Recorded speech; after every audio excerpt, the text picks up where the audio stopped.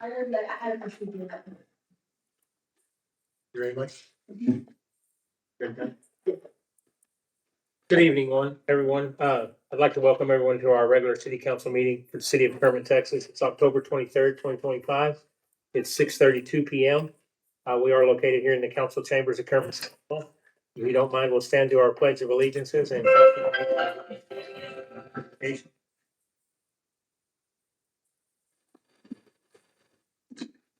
allegiance to the flag of the United States of America and to the republic for which it stands, one nation, under God, indivisible, with liberty and justice for all. Honor the Texas flag. I pledge allegiance to thee, Texas, one state, under God, one and indivisible. Let us pray. Our most gracious Heavenly Father, we ask that you be with us this evening. Lead, guide, and direct us through our meeting, that decisions made will be for the betterment of our citizens, our city, as well as our city staff. We ask to keep your hand of healing upon the Blankenship family during this time of intensive loss that they are enduring. We ask that you be with any and everyone that's here in attendance at this meeting tonight. We ask all of these things in your most honorable name. Amen. Amen. Thanks, sir.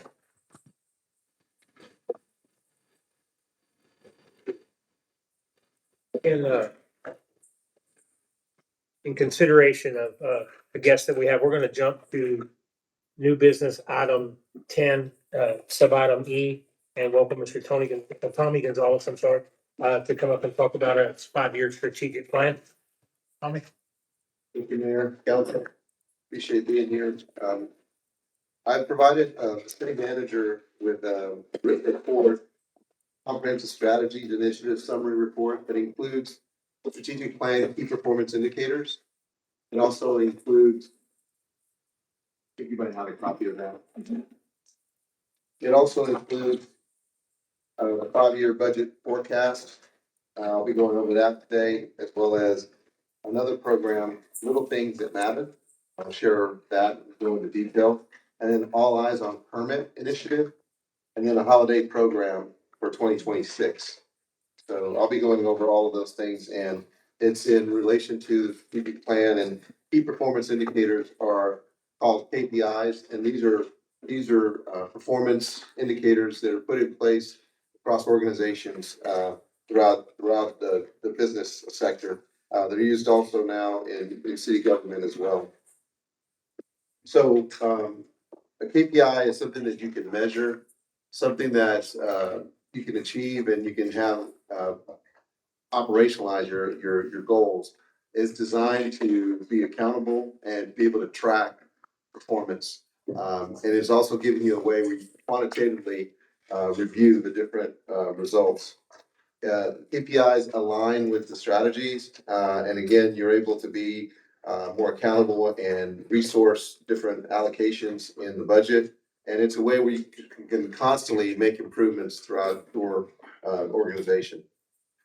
So what I did is I put together some KPIs and working again directly with the city manager and put together these different key performance indicators for goal 1 through goal 6. And these are some of them. I'm not going to go through all of them. You have a copy of them, but these are ways where we can identify key performance initiatives for the strategic plan in each of the specific goals. An example of this is like a number of economic development tools activated, a TERS, a PID, rebate program. We need to create a standard operating procedure for that. So as you can see, for each one of those KPIs, some of them have started, some of them we have to create and implement different initiatives, whether it's a standard operating procedure or whether it's a program that we need to put in place. For goal 2, some of the things that were identified, a number of community engagement events with police per quarter. Average emergency response times is another key performance indicator. Number of transient related incidents addressed through enforcement support programs. Again, some of these things either need to be initiated, researched, and put into place. And these are the KPIs that we'll be working on together with the city manager and with staff. Goal 3, some examples here include the number of beautification projects completed, That's one thing we keep track of, whether it's landscaping, lighting, public art. An example, another example would be square footage of public areas improved through beautification programs. Goal 4, number of new or upgraded recreational facilities, number of interagency partnerships supporting cultural or recreational programs. And again, having consulted with the city manager to see which ones of these we need to start on, which ones are more of a priority. Goal 5, again, we have different KPIs, and then whether they're in the budget for 2026, then like the number of city ordinances or policies that are modernized annually as an example. And then goal 6 is improve Kermit's infrastructure. So some of the KPIs includes miles of roadway repaired or resurfaced, dollar amount secured from state and federal resources. So again, as you can see, these are ways we can keep tabs of what exactly we're monitoring and measuring in our strategic plan. So what KPIs do is, they're specific, they're measurable, they're achievable, relevant, and time bound. So it's a good way where you can stay on course with what your goals are in your strategic plan. We think that using dashboards and scorecards for visual tracking in the future will be helpful to provide reports to council. And as a staff, review these quarterly and then report to council either biannually or as often as council would like to see them. My experience with these have been that we, in the beginning in different cities that I've been in and then in different cities I've consulted for, some of them are a little bit more aggressive and want to do quarterly, but you don't really see a lot of the performance initiatives that are achieved in that time frame. And it's tough on staff, especially when you have a smaller staff. So every 6 months is good or annually. What I see often is that these kinds of reports are done right before the budget process, so you can see what got done with the strategic plan. And then you integrate your strategic plan into your budgeting process so that every goal is funded. And so that the council sees that what they say is important is being funded in the budget process. I think once you start seeing that integration, you start seeing that your initiatives are being funded and you start seeing those getting done. I think that's whenever the magic starts happening. That's when the council gets excited. That's when staff gets excited and motivated, because a lot of those priorities are being done as the council wishes. The next, and I'll stop there so you have any questions before I go to the next When thing. you met with us in May, you said that was something that you could expect to see quarterly. What made it change to annually? The quarterly is being done with the city manager. In terms of if you want more reports to the council, we can do that. You just move that up if the council wants to see I it mean, that's more. what you said, so I'm wondering why it changed. Right, that's what changed. It's just talking to the city manager in terms of when the reports come before council. But I can do that, or the city manager can do that as often as you'd like. Okay, is there a first thing to report on then, what y'all have been doing for the last 4 months, 3 months? That's what I'm gonna cover. Okay, awesome. I just covered the KPIs. There's a lot of other reports that I'm gonna Okay. do.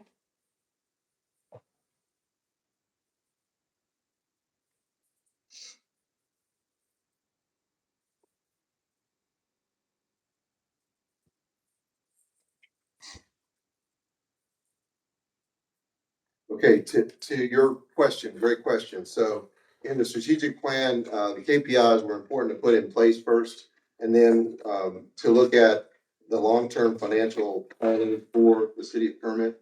So the reason why long-term financial planning is important is because you need to look at the future of the budget. A lot of times cities just do 1 year to the next. And typically when you do that, you miss out on a lot of things that are in the horizon that you might need to be paying attention to. I'll give you an example. If you have a program in place that has run out of a revenue stream, and it's not gonna happen in the next fiscal year, but it'll happen 2 or 3 years down the road, you need to start planning now in the budgeting process. And what a 5-year budget forecast does, it looks at those things and you start planning now for the future. I'll give you an example that recently that in working with a different organization, they had a pension issue that they were fixing for one of the departments. And whenever they fixed it, they put a program in place that they had to annualize the costs associated with it. And so they started putting money aside now even though something wasn't due till the third or fourth year. So that's an example of long-term planning and why that's important. When you put something like this in place, you got to look at data-driven forecasting, scenario modeling, and statistical analysis.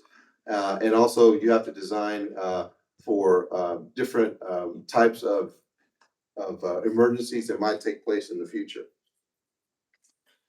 So when you look at the 5-year forecast, you don't just look at the general fund. The general fund is obviously tied to property tax, sales tax, fines and forfeitures and things of that nature, fees that are related to the general fund. You look at all funds across the city. You look at capital projects, you look at debt service, special revenue, reserve policy, enterprise funds that are out there like water, sewer, sanitation. And what you do in this process and what we've done already is we gathered at least 5 years of reliable audited data for the last previous 5 years. You look at on the revenue side, the expenditure side. You also look at other factors like tracking population growth, employment rates, permit activity. That data should be sourced with things like the ACFR, Annual Comprehensive Financial Report. The city manager provided those documents to me, and that's what we used in order to do this forecasting. So you have to go beyond just the basics, right? You have to do regression analysis in order to detect warning signs that simulate various policy outcomes. So you have to look at different scenarios like that. You got to look at how you project revenues accurately. You have to model each revenue stream based on historical performance, policy changes. You have to look at property taxes performance, sales tax growth. Oftentimes, when you go back the last 5 years and then you factor in the next 5 years, a lot of times people just put the budget in place based on the previous year. And the reason why it's important to go the last 5 years is because you can budget more conservatively as you go forward. And so that way you don't end up with a shortfall in mid-year or at the end of the year. So these are all best practices that you put in place in order to do that 5-year forecasting. So with the forecast expenditures with detail, you look at bottom-up approach by involving the departments and the documents that we reviewed, the cost categories that would include fixed costs like personnel costs, benefits, pension, healthcare, cost of living adjustments, vacancies, things of that nature so that you can forecast appropriately. So when we looked at some of the assumptions, again, property tax, sales tax, we looked at the forecast rate, what those were based on the previous 5 years, and these were the percentages that were used in order to forecast into the future. So you also have to do scenario forecasting, and you need to plan for this because you can never plan too much, right? I mean, no one thought COVID was going to happen as an example. There could be other factors that happen to you, like the tariffs haven't affected us. You know, there's some cities that are planning for that, but you got to look at state and national factors as well. You can't just sit back and not plan for the worst. So that's something that has to be taken into consideration. So some of the things that you plan for uncertainty and change are important, but you also have to look at fixed costs, and these are your fixed costs, and this is what we forecasted going into the future. And your fixed costs are things that you can't do without. You have to be able to have personnel. You have to service the debt. You have to pay for things that are the basics like utilities, water, things of that nature. So these are considered fixed costs, insurance premiums. And so this is what we're projecting based on the previous 5 years. Now, these can be adjusted, based on just different scenario testing, but this is what we looked at as we looked at the next 5 years. And again, this was driven by the strategic plan and the key performance indicators that I mentioned before. This is a presentation that will build on each other. So when you model, we wanted to model for fund balances as well, to take into account what we need in the general fund reserve, capital reserve, an emergency reserve. What I typically do in advising cities is it's one thing to have a general fund, but you have to have a backup to that backup. As many backups as you can have is important in order to not ever be caught with, caught in a lurch. So a lot of these things have to be institutionalized. You do them. This 5-year forecast doesn't stop here. It's a living, breathing document, so you know, you need to update it every year so that you adjust for it because things change. So it is a living, breathing document that gets adjusted from a timing perspective and a funding perspective. There might be additional revenue that we receive from state and federal grants. There might be additional revenue on sales tax that when we forecast it, that maybe we forecast it under that based on the last 5 years. So these adjustments need to be taken into account and adjusted annually. So reporting is important. Obviously, when you have this in place, you now have it in place. Now we can report on it on a regular basis so that we can be recommending different scenarios that may occur, may not occur. But then again, more information for the council is important in order to make sound decisions going forward. So this was the 5-year forecast on the revenues and expenditures based on that analysis. Now, this is a straight line, obviously, that goes up on the expenditure side and revenue side. And when you look at this, revenues are surpassing expenditures, which is a good thing for Kermit. And I think that what we can do to account for this is put more dollars in the fund balance and in the backup fund as well. This is the fund balance forecast as we see it right now, based on the scenario testing and based on the analysis that was done on the previous 5 years. And this is the fixed forecast that I showed you earlier and how that number is going to grow based on those fixed costs that were shown in the previous slide.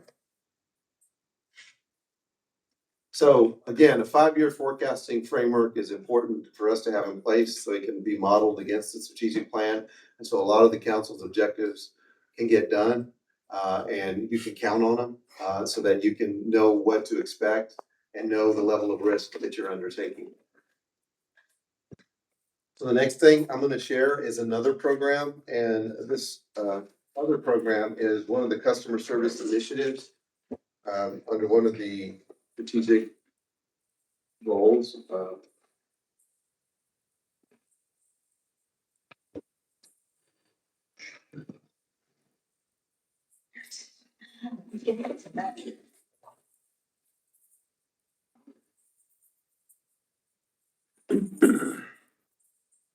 So this program is something that I think that the cities I've worked with, councils really like, and I put this together a little bit differently for Kermit based on the number of personnel that we have here. And I think that this is a great way, based on the feedback received from council, how you can incorporate a lot of the values that you talked about community first. It invites residents and employees to work together to make improvements. It builds transparency and follow through based on that input. Uses practical tools and things that we need to put in place, like online reporting and dashboards that we can do with staff. I know that you have an AI that you work on now that's on your website, so that can be incorporated into this. And then it connects departments and residents with shared goals, and it reinforces sustained visible progress on small, meaningful improvements. So what this also does, it gives residents and businesses a simple way to report and resolve small but meaningful issues, things like faded crosswalks, potholes, trash, weeds, broken benches, missing signs, or landscaping needs. So by doing this in a fashion that they're accustomed to, that we can have service level agreements built in with staff to get these done in a quick fashion, I think it'll provide more of rapport with the residents as well. Residents can report through an online form that we can create, or they can phone or text. We can create that option as well. And again, we can track this and report this and have targeted timelines. Again, have service level agreements with departments on how fast some of these items can be accomplished.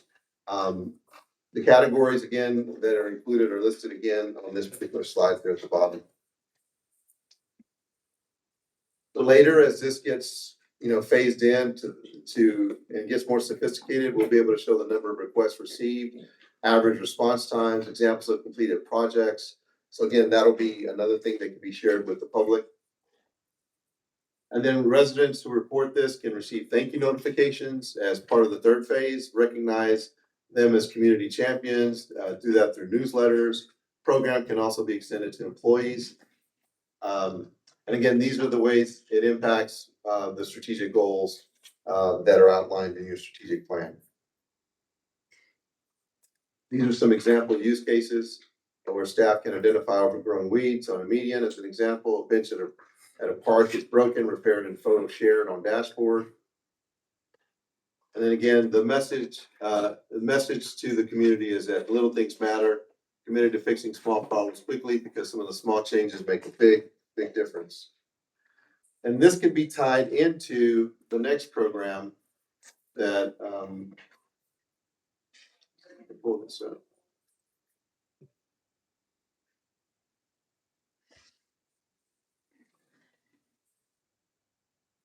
Up there at the top.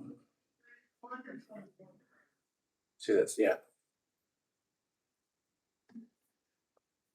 So this can complement the little things that matter, because what we can do is we can extend this to our employees and empower them. When they see something, they can get out ahead of the citizenry, whether it's public works or police, finance, parks. This can complement the little things that matter, because it can align with a lot of the work that's done there, because the employees can see these same things, whether it's damaged or missing signs, again, trash or weeds. They can report these, and you can do a program where the employees are recognized through an on-the-spot award. So they can have simple reporting internally in the organization. So you can have our 40, 50, 60 employees here can see this on a daily basis and report this, and we can track it, no different than the small things that matter. But it's something that we can get out ahead of things. And when you have, let's say an employee submits the most for that month, you can do an on-the-spot award for the one who gets the most submittals, gets the most things reported to staff, so that those can get done. You can even do a first or second and third place. You get the staff motivated and inspired to do more reporting and get that back out to the department, so that those can get done sooner. So the benefit of this, it increases responsiveness, engages all staff, has an opportunity to boost morale, improves the city image. Again, every employee's eyes on and ears on permit. You can really, again, have a different kind of culture that can be developed by getting them more involved. The next steps for this could be preparing a draft form for both residents and employees, along with the little things that matter, dashboard mock-up, and again, more reporting that can be done internally and externally. The last thing I wanted to show you was, did you pull that up, the holiday program? Yeah, it's there.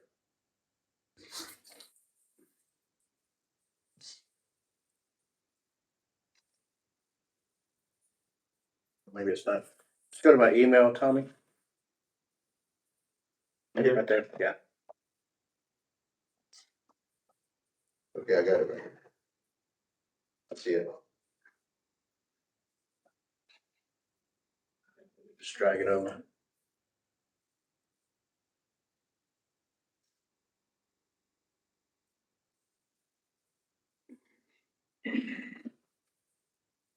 I've got it back up right here.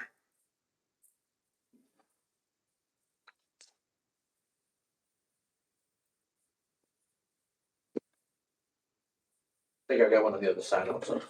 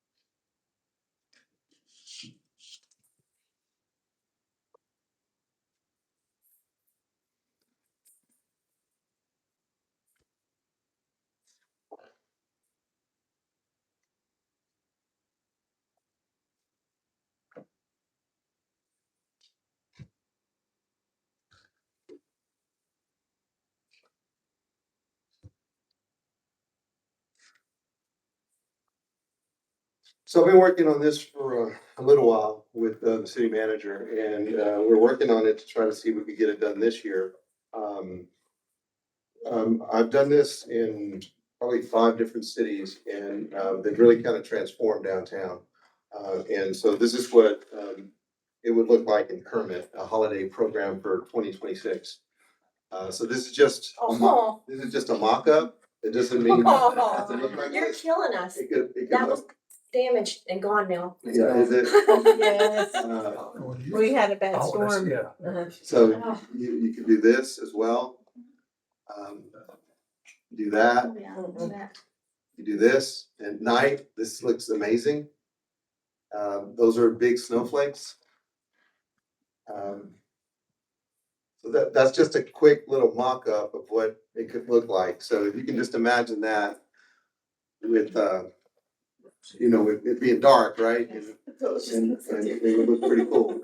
So again, all of these things, whether it's the 5-year budget forecast, 5-year capital improvement program, also did some debt modeling for the city manager.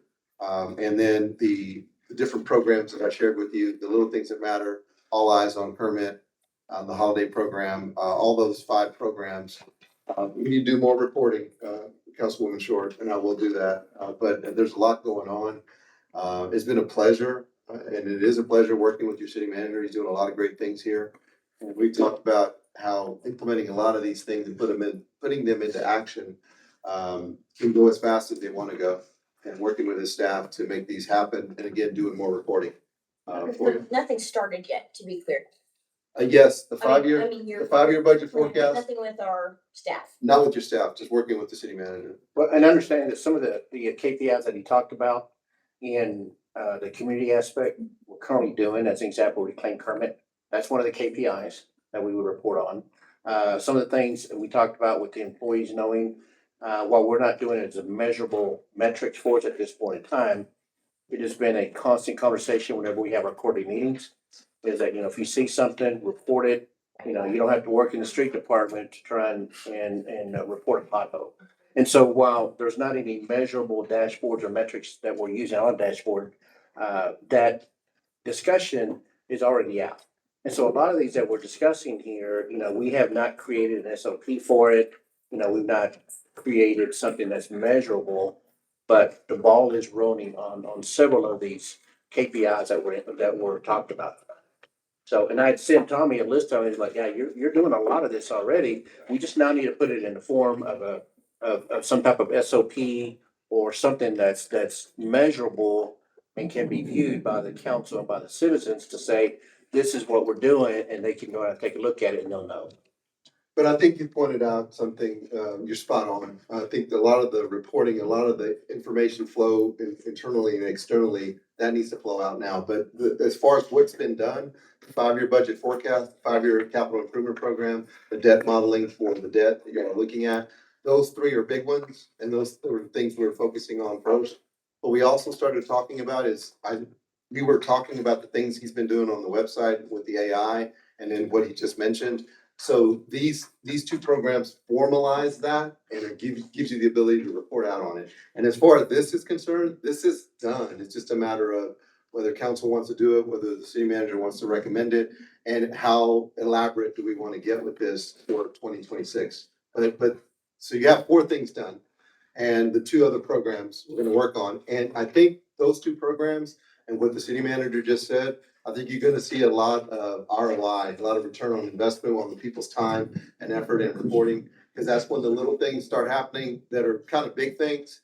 Cause that's in every city, whether it's a pothole, whether it's landscaping, whether it's a bench. Those seem like little things, but those are huge things. And a lot of times council has those requests during the budget process and you feel like you're not being listened to. And that's a great way to throw those asks into that program. And then that way, if they're not done throughout the year, during the budgeting process, it's done there. And then I can't stress enough that the other part we're going to do is we need to marry up the strategic plan with the budget, which again, to your point, it's not gonna be something you're like, well, where's the meat? Where's the result on that? That's gonna get done and it'll just be more of a discrete item. That's not what I'm touting as a big result. That's just something that from a communication standpoint, it'll be good for council to see how things that they asked for are getting done. And Tommy, I know when we started with the KPI, and then you had some detailed goal information, under each one. Can you provide that information to us? Yeah, I can get that to you. Okay. Yeah, he sent those to me, which is the PowerPoint slide presentation, and I can forward that on to you so you can have it. Okay. Not a problem. As a matter of fact, I'm gonna give him exactly what I just presented, and I know one of them was off kilter, but on my finals they're not. But he's got all the reports, that way you can get a copy of that and give it to you in soft copy as well. That'd be great. Thank you. And I would like to see at least two of these reviews, especially the one before budget. If we could make sure that we do that a month or so before we go into budget, so I think that's a good financial reminder of where we need to look for budget wise, and then another time during the year to kind of see where we're at. So, And I think that'll meet y'all's quarterly, it'll be done more like on a 4-month schedule instead of a 3-month. Yeah, so we can do that.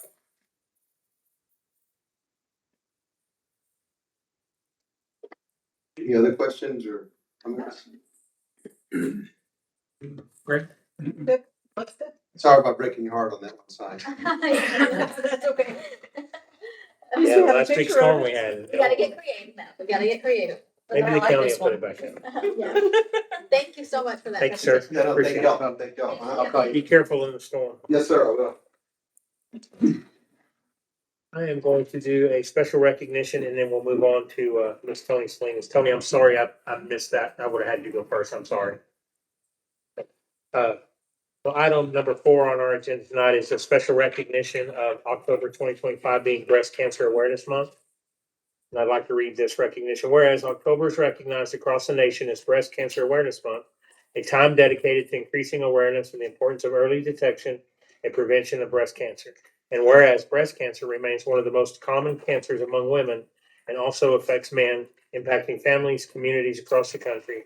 And whereas through awareness, education, regular screenings, early detection can significantly improve outcomes and save lives. And whereas the city of Kermit stands united with survivors, those currently battling breast cancer and families who have lost loved ones to this disease.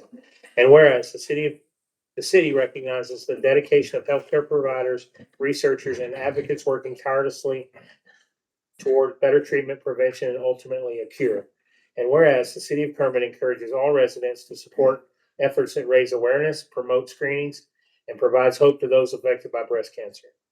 Now therefore, I, David Holbrook, Mayor of the City of Kermit, Texas, do hereby recognize the month of October 2025 as being Breast Cancer Awareness Month in the city of Kermit, and I encourage all citizens to show their support by wearing pink, participating in local awareness events, and spreading the message of hope, courage, and early detection.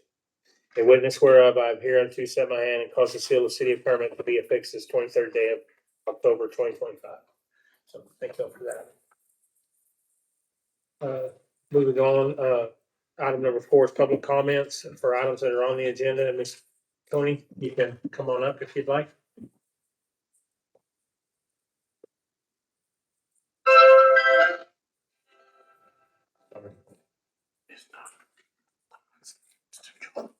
Sorry, some of them don't.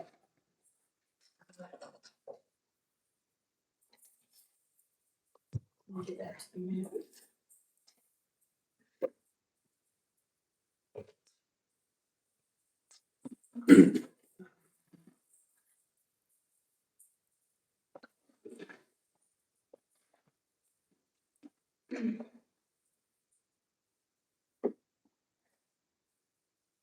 Can I insert this on top of this computer? Oh, I'm sorry, I didn't remember that. I'm sorry. The mayor did you. Go ahead. Thank you.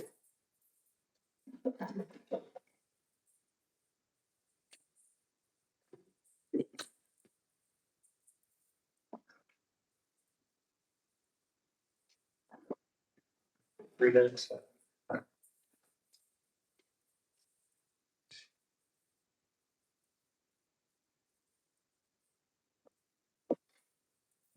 Maybe. Okay, I'll go ahead and let you know the 3-minute timer starts now. Okay. Okay. Thank you, ma'am. Mayor and city council members, my name is Tony Salinas. I'm here to request a formal review and correction of my personal file. On July 1st, 2025, I was wrongfully terminated based on misattributed property damages claims, false statements regarding an illegal dumping incident on 109 Midland, an incorrect assessment of pre-existing damage at 101 North Avenue D. Says that I'd like to make sure that we follow the chapter 2, section 2.09. And there's exhibits A through J. There's level hammer estimates in there, and there's several that belong to other employees that were assessed against me. I don't know if I can mention names, but there's 12,900 that is to your new director of public works supervisor. There's also, on May 30, I reported that illegal dumping, which is $9,500. I reported it to Terry on May 30th, and they used it to assess that against me for cause to terminate me. Also, I provided you with pictures in there of the fence that was supposedly damaged in 2025 in June. It has a history, it goes back to 2021. You can see the picture there. Also,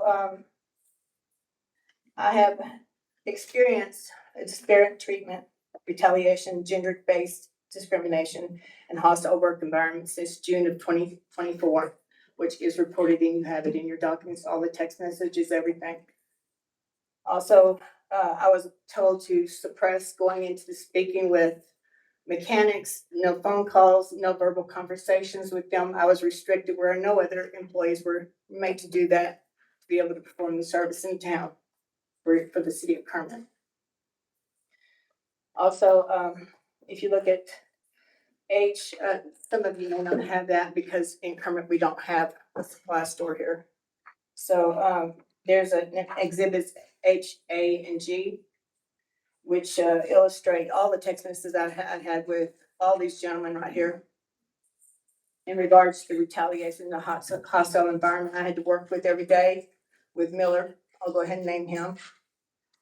He gave me pushback every time I came in here and spoke to these gentlemen about it before I went to the, for July 10th.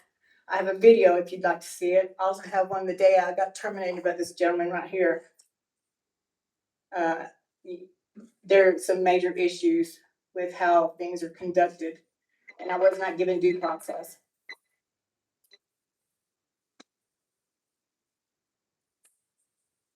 I'll give you about, because it came so quick, I'll give you about 15 seconds to wrap up and then I'll let council address you, just because it came so quick for you.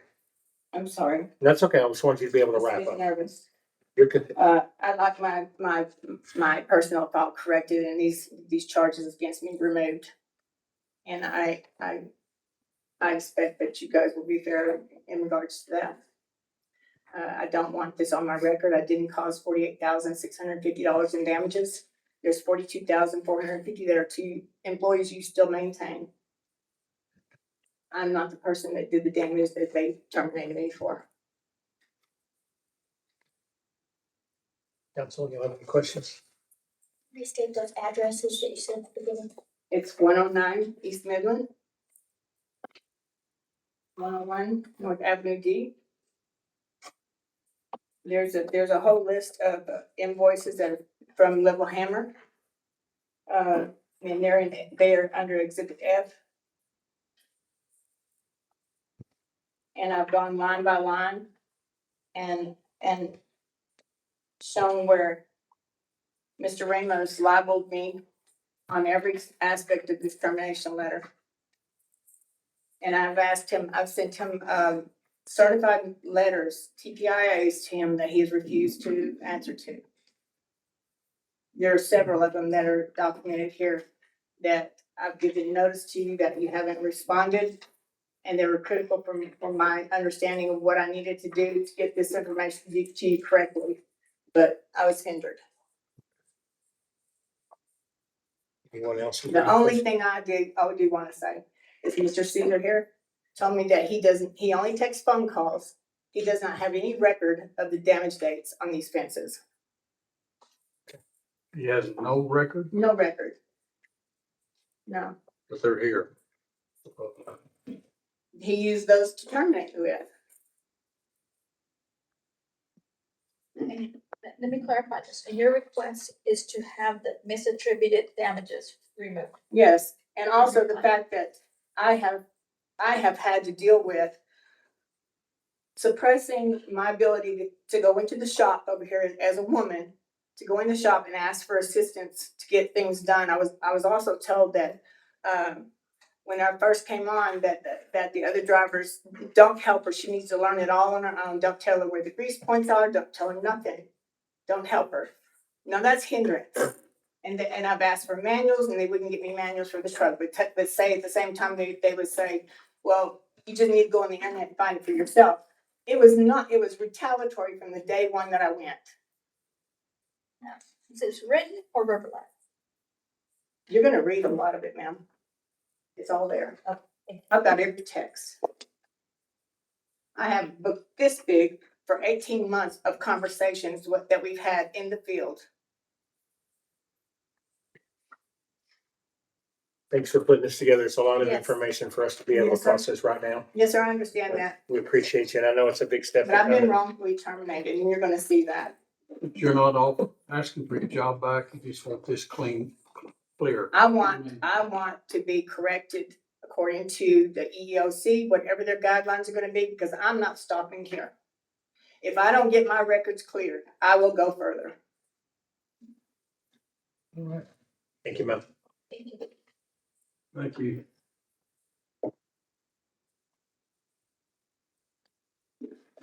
I would never work for using it again. All right, moving on. We're going to, Mayor, yes, you did have somebody in the public that wants to speak, came in and speak. for items on the agenda or items, because I think that comes, On the agenda. you want me to Public skip to 12? Is that item that's on the agenda? Okay, so I can skip to 12 if we want. Okay, that's what you're saying. So you don't have to wait. Okay. Just to make a note. Okay, so we're gonna, and once again, as a courtesy to the public speaker, we do go to item number 12, which is public comments for anything that's not on the agenda. I would like to remind council, we cannot ask questions, just take our notes. So do we have anybody that would like to speak before council? If you'll come up and introduce yourself. Or do the same 3 minutes once you get situated, Mr. Jones. Well, as y'all know, I'm a household permit. I mean, I do look at Facebook, they say it. But the problem is with that, I got a mechanic shop. It is on the main street. It is gonna be cars around there. I got 17 in the last 12 days. It's dropped off on rates. It's gonna need motors, transmission, wiring jobs. They might be there for a month, might be there 2 months, according to where the back order is for stuff. I always do the help clean up currently. I mean, I'm here, you don't see, go by my house, it's clean, my alley's clean, my front yard's clean. Anywhere it is, it's clean. Now, I'm gonna have a cluster down there, it's a business, and it's gonna be that way for a long time. Unless y'all make me move out, then that's what, or intense it seems to be. I don't know why, but that's this. They told me to clean the lot up on the other side, I did. Then she came back, told me that all the cars that was close to Don Burritos had to be moved. Well, that was rented vehicles that I got there. Not rented, but these guys paid me to bring the truck, broke down truck, and they got a truck to drive out. And now, I don't have a truck there for them to drive out, so they'll have to go elsewhere for the visitor, which that's Kermit's money too, not just mine. I pay my taxes here. And, it just makes it real hard for a guy to do business if you can't have cars there that's gonna be broke down and tore up, and they're gonna be that way. It's gonna be, I mean, the city would like to build a fence around it where they can't see it. I'm more for it. Now, the guy that owns the lot, he can't afford to build a fence. I rent that from him. They come and said, I gotta have everything off of that lot by the 25th of this month. What am I gonna do with it? I got 11 employees. I'm gonna be out of a job. They'll be out of a job. You know, I just don't understand. I've been there since 2008. Paid my taxes. I got employees, employee taxes, everything. And then the money rotates here in Kermit. I mean, I don't go outside and break everything here, like some people are doing. I'm not saying no names out there. People that's running stuff out on the side of the street and throwing their truck garbage down. Mine gets hauled off, gets hit to the waste. Spend a lot of money doing that. People don't realize, but, in all, I'm just asking, I don't know why I gotta move everything. Now, this guy that's fixing to lose his livelihood, cause I've been written at since 2014 across the street to park cars on, that I'm working on. And all of a sudden, now we gotta move them by Saturday. That's a little harsh, I think, but anyway, what it is, what it is. We have to move it out. I'm just ever telling people gonna lose their job, I'll open up a hole or change place and be clean, I guess. Make a little bit of money, not much. Uh, just for instance, I know I've run out of time. $380,000 in just employee tax or just payroll tax or payroll. That's my payroll. Slick solid, $95,000. Oil change, $48,000 for the oil that I go through there. 75,000 at O'Reilly's. Pizza Hut, $5,000. I feed my guys every day. Y'all know that. KI, 1,700. Not much, but it adds. City of Kirby, 3,800 for water bills, light bill, the sewer, trash. Sonic, 26,000. O'Reilly's, 51,000.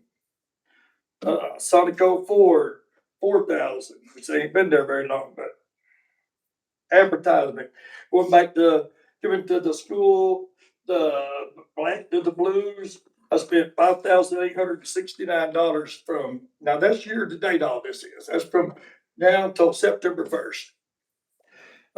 Builder supply, 7,700. It's not like I'm spending the money out of town. I'm circulating the money that I'm making there. And I mean, a lot of it, I got pages that where I spend here, uniforms, got, everything goes right here, Tractor Supply. I got Sewell Ford and Andrews and stuff. I buy stuff from where you can't get it here, they bring it, but it's still money that generates a tax revenue for this place, for here to make our livelihood. I got 10 employees solid. I got 2 school kids come in. I pay them cash in the afternoons to pick up trash and I just haul the tires around, put them where they need to be. It's not on there, but it's an eyesore. But I don't know what y'all want me to do about it. Besides closing the doors and put 10 people out of a job that's been here. So some of them been with me for 8 years, and I've been there since 2008. So I thought I'd done a pretty good job for Kermit. I come in there and it didn't look like that when I bought it. It looked worse, but it looks worse now than it did because you grow your business. You're gonna have junk there. I'm sorry. I appreciate you. Yes, sir. Thank you. Yes, sir. Yes, sir. Thank you. Thank you. Thank you so much. Appreciate you. Yes, sir. Moving back to get back into order, we're going to agenda item 6, which is to enter into executive session. It is 7:20 PM. We're going to adjourn into executive session, and I don't think it'll be a very long one, y'all, so it shouldn't be very long.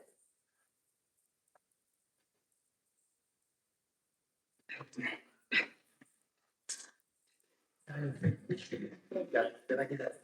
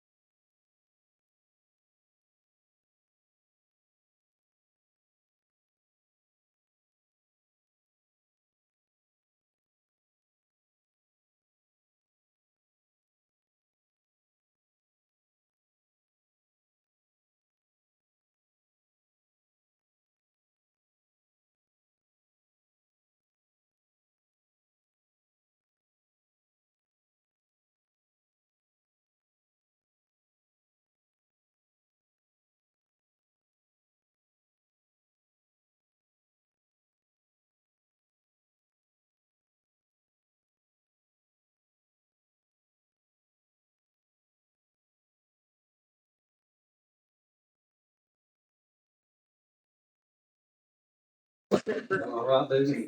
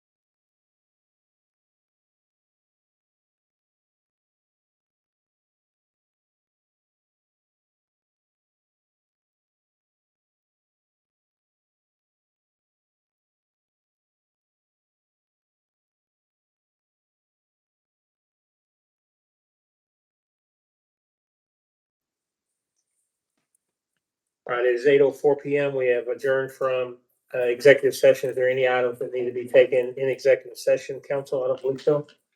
Okay, so we'll move on to our consent agenda item number 8. It's the minutes of the regular city council meetings that was held on September 18th, 2025. Special city council meeting that was held on September 19th, 2025. Also included in there is our accounts payable and our investment report. I'll give you all time to look that over before I hear a motion to approve that.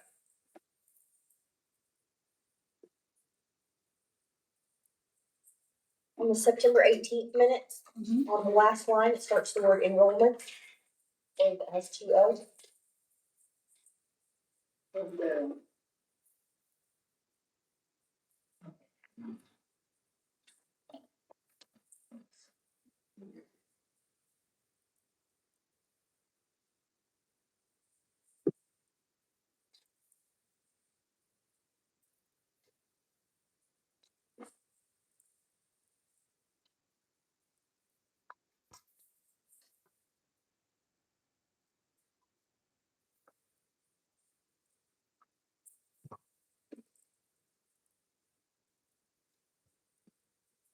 There's some things in the Amazon bills that, while I understand they may be a few dollars cheaper to purchase on Amazon, I do think we need to support small business in our town.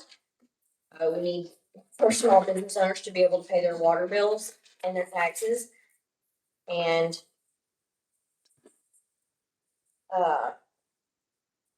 there are things we can still buy in this town. I understand that not everything can we purchase in Kermit, Texas, but hard hats and gloves are things that are accessible in this town. I'd also like to know what the popcorn machine is for. Gonna be a cool little thing we're gonna do on due dates. The plan is to put popcorn out there, so as people are waiting in the line, as an example, we saw on Monday, the line that accepted, it was kind of through here all the way out the door, that we can have them eat some popcorn so that they can kind of take the mind away of having to wait in line. It's a little community gesture. I like that. I think the credit union. I was gonna say the credit. It's good, our bank does it too. I just had one question on, I don't know what page it is, but it's the Monarca remodeling, fixing doors and frame repaint. So is this a job they did and they had to come back and redo some cleanup on their work, or? No, it's nothing that they ever, anytime he has to come back and correct, fix something, he doesn't charge for it. Okay, that was my So, question. but I'd have to go back I had that and one see too. I'd like to exactly know where these doors what were. it was, but it was. Does he give us any type of warranty on the work, or he just says, call me if you have something? Yeah, he's been really good about just saying, if you have anything problem, if something were happening here, he'll come back and fix it. And not, Is he a Unless it's a subject and change. okay, Is he a licensed electrician? I saw we had $4,500 in hanging lights at the Plaza Park. He can hang lights, he just can't connect it. Okay. So he had somebody else come connect it? Yeah, he normally works hand in hand with Jay and Hardy like that. Okay. Yeah. And so that's the thing about the state law is that you can have people put up light for you and everything, but they are not allowed to connect it. Who has an Amazon account that they have the ability to order? For the city, it would be. Not for the city. For the city? No, sorry. I'm probably looking at everybody in this table, Sarah Lee, Brittany, Nate, Jana. So going back through there, would you say everything that has been purchased on the Amazon list this month is a need, or are some of these things maybe a want? I would say both. Okay. Who, does anybody have to approve Sarah Lee's purchases, Diana's purchases, Jana's purchases, or is everybody? So what happens, as an example, the gloves, those are just normal day-to-day operations. The Caesar knows he needs them, he can order them, and he just gets it because it's an everyday need. If it's something out of the norm, popcorn machine, they came and they asked me for it, and I authorized it to be done. Okay. So anything that's out of the norm from day-to-day operations, then they come to me. Okay. I'm like Kelsey, I think we can do some stuff locally, toilet paper. I realize you can't get notebooks or folders, whatever. You gotta go somewhere else. But gloves and things like that you could get here. Yeah, 2 blocks down. You can, let me tell you, and this is the consensus of the council, we will do this. But I can buy 3 pair of gloves on Amazon for 1 pair of glove that I buy in town. And if it's a consensus of the council that you want me to go ahead and spend that, because we're viewing it a little different, we're viewing it as it's taxpayer dollars, we're trying to provide the value for taxpayer dollars, that's how we view it. But again, if the consensus of the council, if they want us to go out and buy it here locally, we will, but just know we're not gonna get as much. I'm okay with that. I don't know how everybody else feels, but I think we definitely need to shop small. If we're not gonna pour into our community, how can we expect citizens to do that? Yeah. On the Minorca remodeling for the Girl Scout hut, did the $6,500 not include painting the graffiti on the side of the building? No, we didn't touch the outside of the building. Okay, so $6,500 was spent inside the building. Okay. I saw that we paid them also half for the animal shelter. Was that for demolition? That was for the concrete. Oh, for the concrete. Okay. Somebody else did demolition? No, they did the demolition, Okay. but that was a separate invoice that you will see down the road. Okay. The concrete's not poured yet though, No, not yet. but we They- paid them for that. We paid them Demolition half for has that. happened and we have not paid for that. Correct. Okay.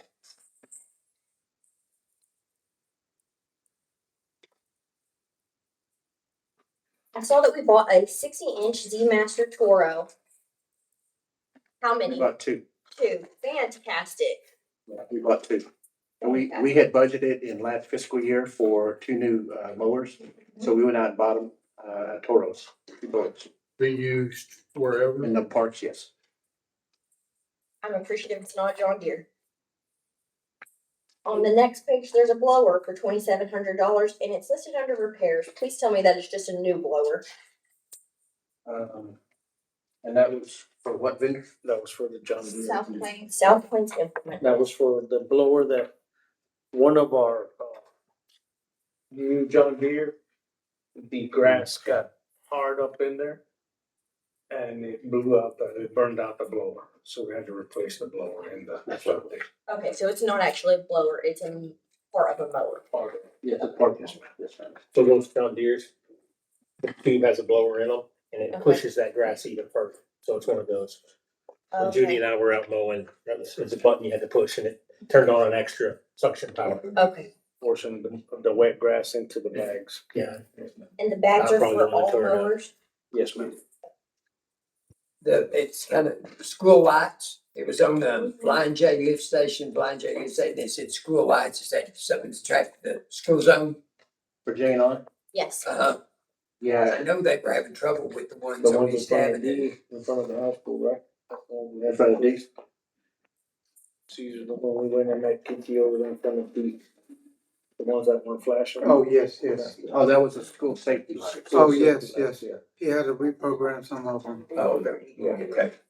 I knew we were having trouble with the ones on, either East Avenue or South B there by the high It was school. on D, in It's front on of the D. high school. Yes, sir. Yeah, blue- ROV inspections, page 35. Consor engineers. 6730. 30.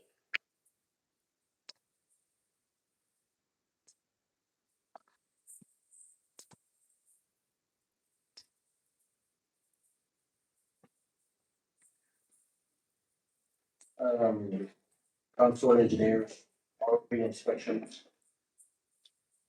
Start with 25.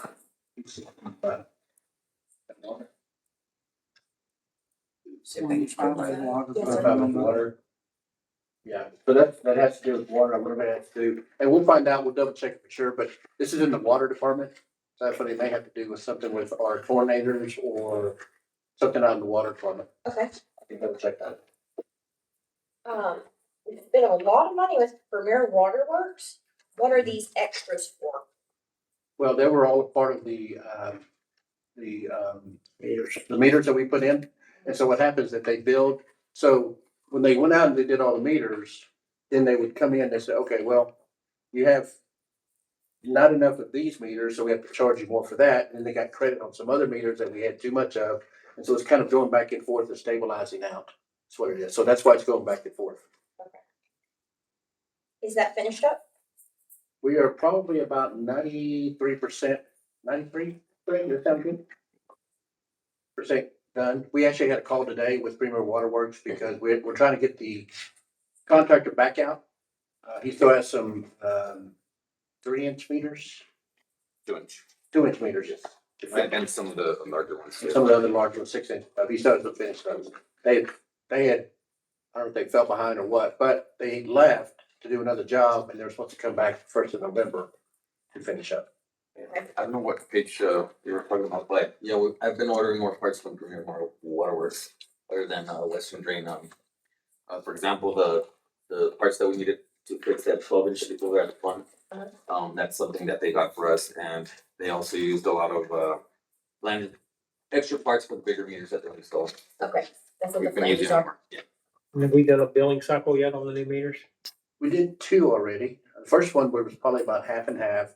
We just did the last one for September.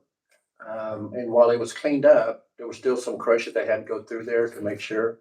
I don't think it's a matter of the meters being incorrect. They have to initialize the meters. And I think there was some of that were not initialized, if I'm not mistaken. They had to go back through and key in the meter reading.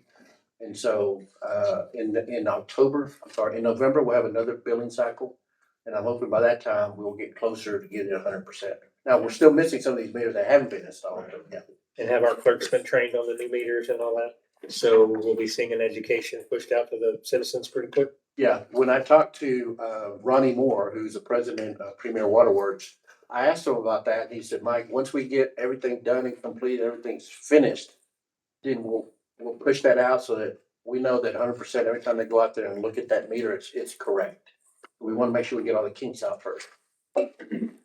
Well, we've got the app and the other things that I would like to get pushed out so people can start utilizing Yeah, that, so not what'll waiting 2 or 3 right. months for a Right, so 6-inch meter. once we get to that point, they say, okay, we're good to go. We'll make sure that we're pushing that out on our social media and our website for citizens to be able to download that meter app and be able to see what they got. It must have been pretty seamless because I know y'all's phones haven't blown up crazy like Odessa getting sued and stuff like that. So, but I would like to still take advantage of that.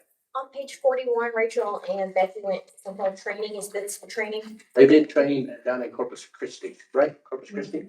They did Encode training. Okay, not for water meters. No, it was for Encode. They came down here to train them. On September 28th, they got trained for 2 days on the meet. Okay. Did they feel like it was sufficient? Yes. They were even they were even able to, whenever Greg got back, teach him and we got to, And they went out to the field as well. it's not that difficult. Did you have them make a manual in the event that one of them is gone, Oh, or definitely. I would like them to make a manual Operation. on operation, yes. On 46, there's 4, I'm sorry, yeah, page 46, level hammer, exact repairing property damage. There was 1,600, 10,000, 2,600, and 9,400. Yeah, that was fence repair. Fence repairs. And you'll notice you cut out of 24, which is sanitation. Okay, that's all the same driver. 2 of them.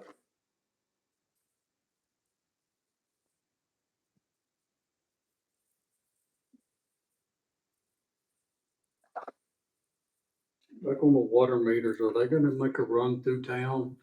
They still haven't done anything about it. People across the street from me got dirt piled up in the. What did they tell you about that, Greg? They're gonna come back to talk to contractors? So we're gonna talk to them on Monday.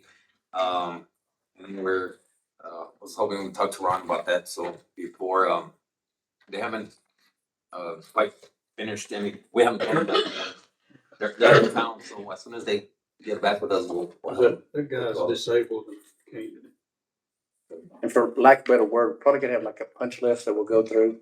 Cause when we had a conversation with Ronnie Moore, it's probably been about a month and a half ago.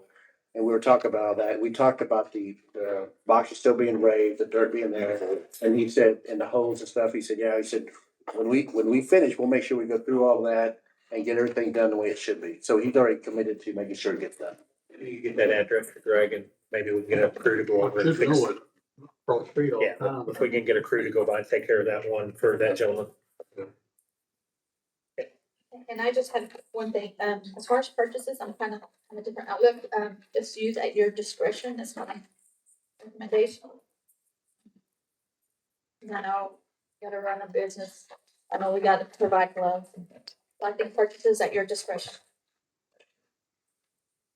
You told us we wouldn't see Stephen Hightower in the buildings back again. What happened there? Yeah, he had been called upon to do some work for us. We have audit going on right now. So part of what he was doing was helping Leanne with some journal entries to make sure that our audit is going to be sufficient, which is going through right now. But so he's been called upon to help out. I didn't realize he did accounting, I guess. I thought Oh, he he's was. an accountant. No, he's an accountant by trade. Oh, That's his profession. okay. Is the municipal in the audit? The municipal side, Yes. are they in the audit? We did get praise from the audit group Monday on Tuesday, whatever day it was, that I met with them. Of how good things look and how bad shape some other towns are in, That's good news. like illegal bad stuff. So What's the diamonds in the rough stuff? That is the animal rescue. The rescue, animal rescue. That's who they are. And we're allowed to pay them? we help them with some of It's food. Vaccinations, needles, next card, the portion. Yeah, I think we moved dogs. gas money? Yes. They're helping us do placements and rescues. If not, we'd have to use them. Right now, I think we're not all it. If we build our own place. The nursing home lump sum, what does this take care of? For Kim and Horn? That's the process that we've been going through, which we'll have a presentation tonight about the demo. And so that's the engineering fees that they've got.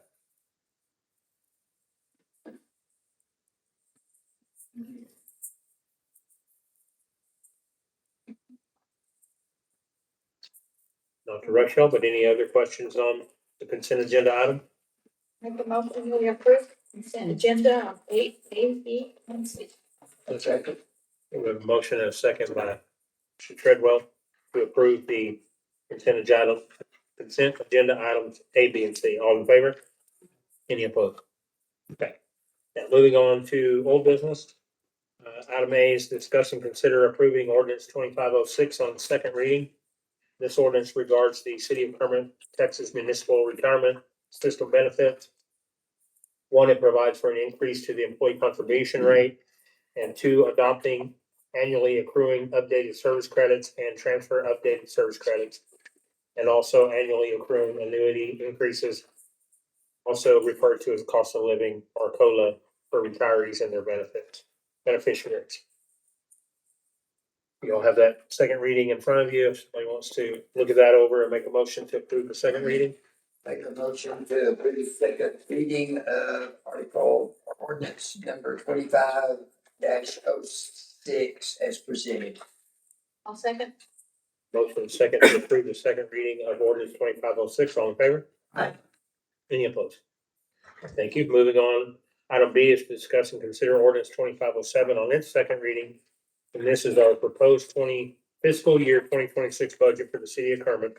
which began October 1st, 2025, and will run through September 30th, 2026. And this is just a formality to approve the ordinance that covers the budget. So I'll let Phil look that over and I'll take a motion. I'll make a motion that we approve ordinance 2507 for proposed fiscal year budget 2026, beginning October 1st, 2025 to September 30, 2026. A second. Have a motion and a second to approve second reading of ordinance 2507, which covers the proposed fiscal budget of 2026 for the city of Kermit. All in favor? Aye. Any opposed?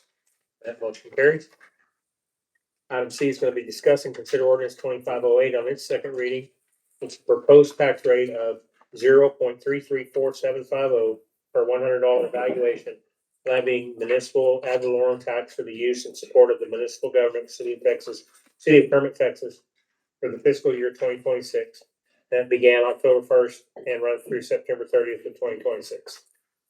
And once again, this is something we're required by state law to pass on its second reading.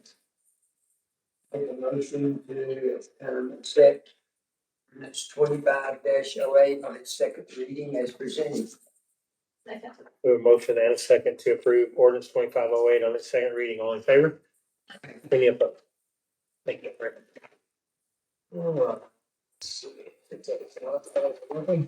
Okay, moving on to item 10. Sir? G. G on new business.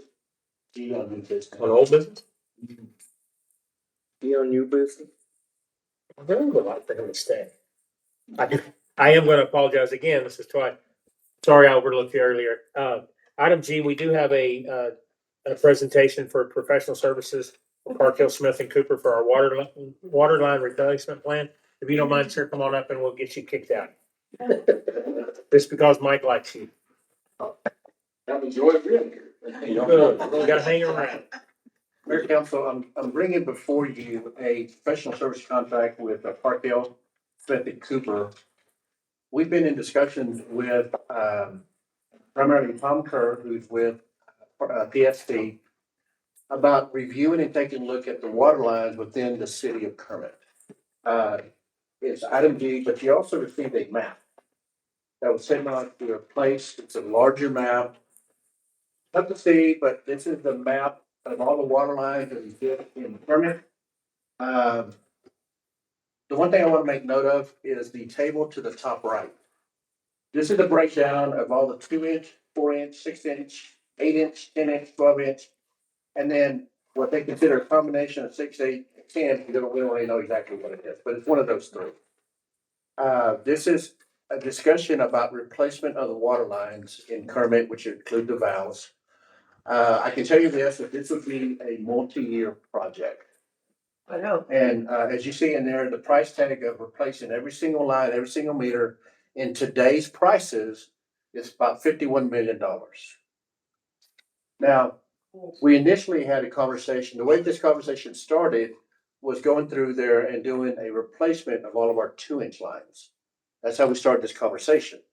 The replacement of 2-inch lines would be $10 million, and that includes valves.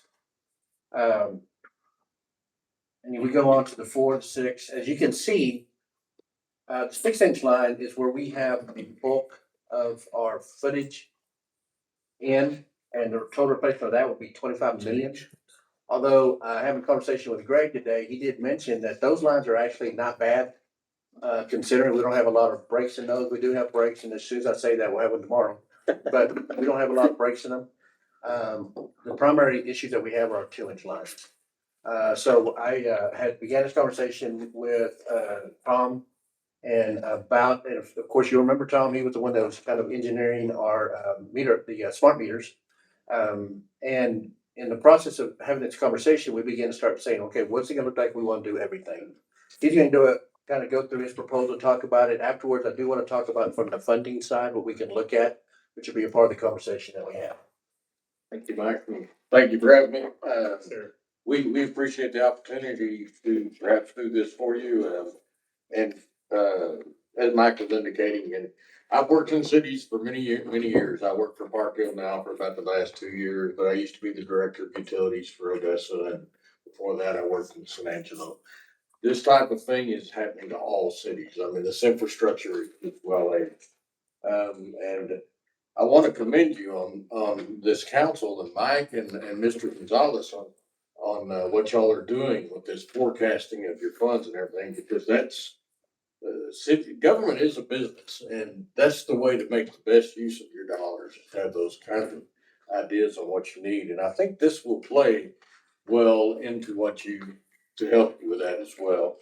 But, so one of the first tasks we would do would be, looking at your existing water system and evaluating it, okay? So we'll obviously identify the sizes of lines that are already pretty much identified, but we'll look at what their ages are, you know, once you get above the 2 inch, you got your 6 and things like that, so how old are those? And start to prioritize how you want to, may need to have those replaced, you know, planning out your, those types of issues. Material types make a big difference. Cast iron pipelines are ones that are, older types of pipe. They start to go bad, and you can start, and can have quite a bit of trouble with them. So there are definitely a lot of places going to replacement of those. We look at identifying your critical service areas, hospitals, schools, government areas, obviously your fire stations and things like that. And whether they have redundancy, how critical is their service? If you lose a line, does the hospital go down? Or do you have a separate route to get there and those types of things? And research your current operating risk, records and procedures. How do you manage your tanks? What are your levels? That'll handle how your pressures work. From there, we move into task 2, which is a hydraulic system model. So we take your system and we put it in a digital analysis programs that will evaluate what the pressure system, how your pressures are holding up in the system, what are your fire flow capacities as it is now. And as we talk about, you know, the 2 inch lines may be your first priority in replacement. If you do replace those, we're gonna analyze what kind of improvements you'll see in terms of fire flow. And with your 2 inch lines, number one, you're gonna be improving service to your customers, because 2 inch lines just, they're probably galvanized, and most likely they're not very much area for the water to flow through. But, so we will evaluate existing and future conditions on that, identify any other deficiencies that may show up in the model, and then the resolutions for those types of deficiencies and things. Task 3 ultimately is what we will provide you in completing the study. And 2 of the main things there are, we will do an engineering report. Our understanding is you may be looking at going to bond in May or anything like that. So an engineering report can outline those expenditures that you might need for a bond election, if that's what you're doing. I'm not trying to, but, and the other item is, the water line replacement plan. And in that, we'll be looking out 10 years and projecting how you can use those funds to achieve what you wish, in that time period. It's not likely you would replace all your lines. Obviously, not all of them have to be replaced, but not that you're gonna do all your lines in 10 years, but gives you a plan out and funding plan that you can look at for those types of things. Yes. So the cost schedule the time schedule that we have for you is, we would do our evaluation, get all our information and everything pulled together within 30 days. We do the hydraulic system model, will take about 60 days. That includes the first 30, but overall about 60 days to have the hydraulic modeling done. Have the draft engineering report to you early in January 9th. And have the final engineering report January 16th. And the full water line replacement plan, which will also have projects laid out in it, would be in about 60 days after that. So overall, about 120 days to complete the program. The costs for this are outlined in the proposal. The total cost is shown as $149,705. part of that, under like reimbursable expenses, is we will have to come out physically and flow a few of your hydrants so that we can test those against the model, so we can see if the model is calibrated well or if we need to make adjustments. So the vast majority of this is done by software. Yes. So you're just coming out gallons per minute rating, plugging it in.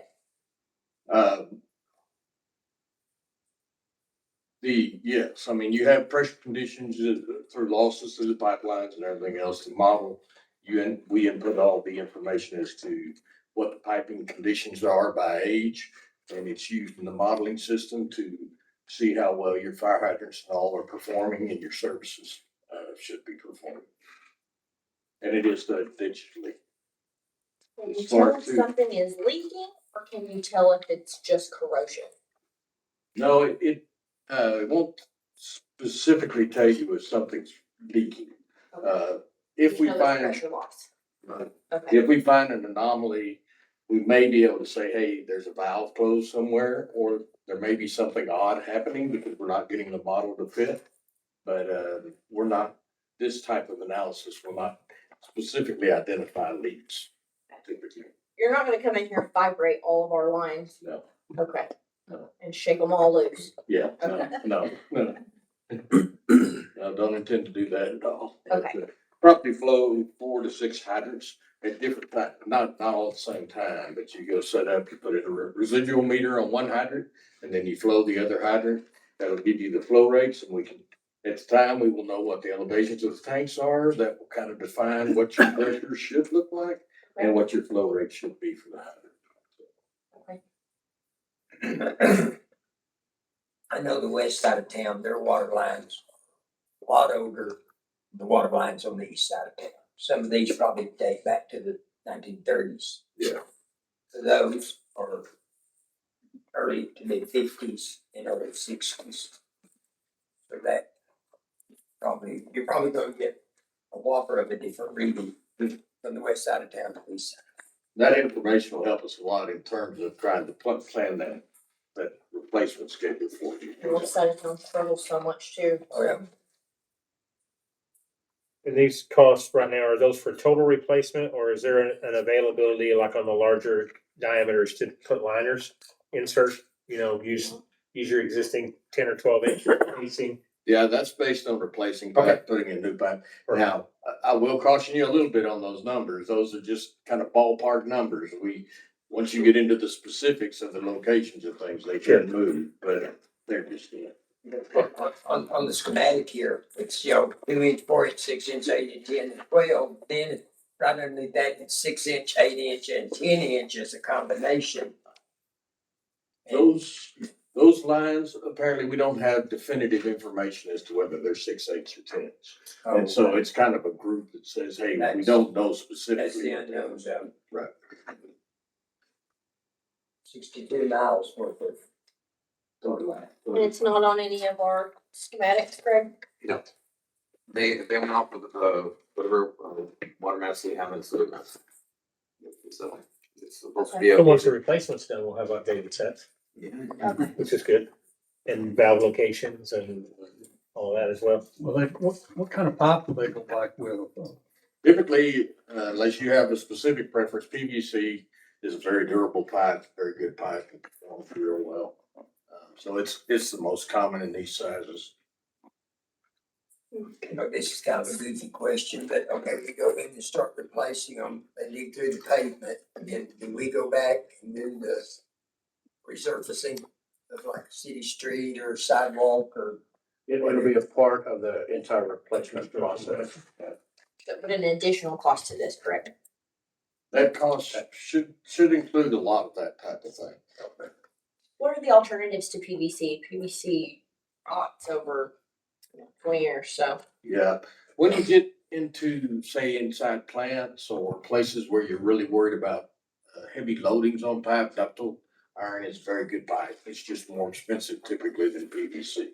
Okay. HDPE is a pipe that some the cities and the metroplexes and stuff are starting to use a little more, but it's not as common out here especially, and probably I don't know that in terms of distribution systems for cities, we use it on service lines. So the line that'll come up to feed your meter off of a 6-inch or whatever, that often is an HDPE type pipe. You're talking about pegs or different? Like C900 for 6, 8, and 10-inch lines. It's like a stronger PVC. It's a thicker PVC. But it's usually what Is it like poly or? PVC. Okay, It's PVC. It's still PVC, but it's a lot thicker. It's a stronger gauge okay, material. okay. And we'll work with your staff and Mike and all this too. Y'all may have preferences of specific types of pipe or things that you're used to using. And a lot of times you want to go with that because you're familiar with it. You've already got a piece of equipment that works with it and that type of thing. And so, but, yes, those are, PVC is really the most common mainline type pipe, I think that you're. So once, say, we do this replacement plan, you come in, you do your evaluation, you hold on to it and say, we're not ready till a year from now, 2 years from now. You will still go by this plan, we would have to agree, I'm just being the Debbie Downer that we're not gonna do it like the next week. Say, a year comes up or something comes up. No, it's a plan and, like Mr. Gonzalez also mentioned to you, it's like a living document. Okay. You're not, you don't have to follow that plan. In fact, I would recommend not thinking of it as you have to do this in this order. Okay. Because you may find out that the line starts popping on you over here. It may not be a 2, it may be a 6, but boy, all of a sudden you're just having pops on it. And it may be more prudent for you to just go use some of that money to take care of that. Obviously, the price could fluctuate over years with inflation and different things. So I think the basis of the proposal, the professional service proposal, is just for the data that you've talking about, gathering everything, getting everything set in place. And then by then, hopefully, and Mike's going to discuss some financing options that we have too, that may be coming available from the state level. So there's different ways we can look at this, but the proposal that he's talking about tonight is just strictly for the professional services agreement. So you'll end up with a document in the end that kind of goes through mapping, showing some of these maps that show, what areas look like the priority areas, a listing of some projects for the next 5 years. We'll work all that with Mike and your staff. Make sure that we're doing something that you find best. But we'll give you the information so you know what that report will be usable. And you can actually may find it beneficial in going to Water Development Board or others in trying to pursue funding as well. Thank you so much for good information, sir. So Mayor Council, along with that, and I appreciate Tom because he's been a world of help for me in trying to navigate through this because as was mentioned, the infrastructure that we have inside the city is aging. And so it's been identified by the legislature because there was SB 7 that was passed by Senator Perry.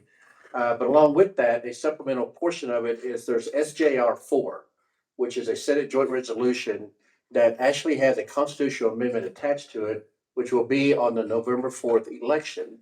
So when you go out and take a look, there's given SJR 4 to vote for or against it.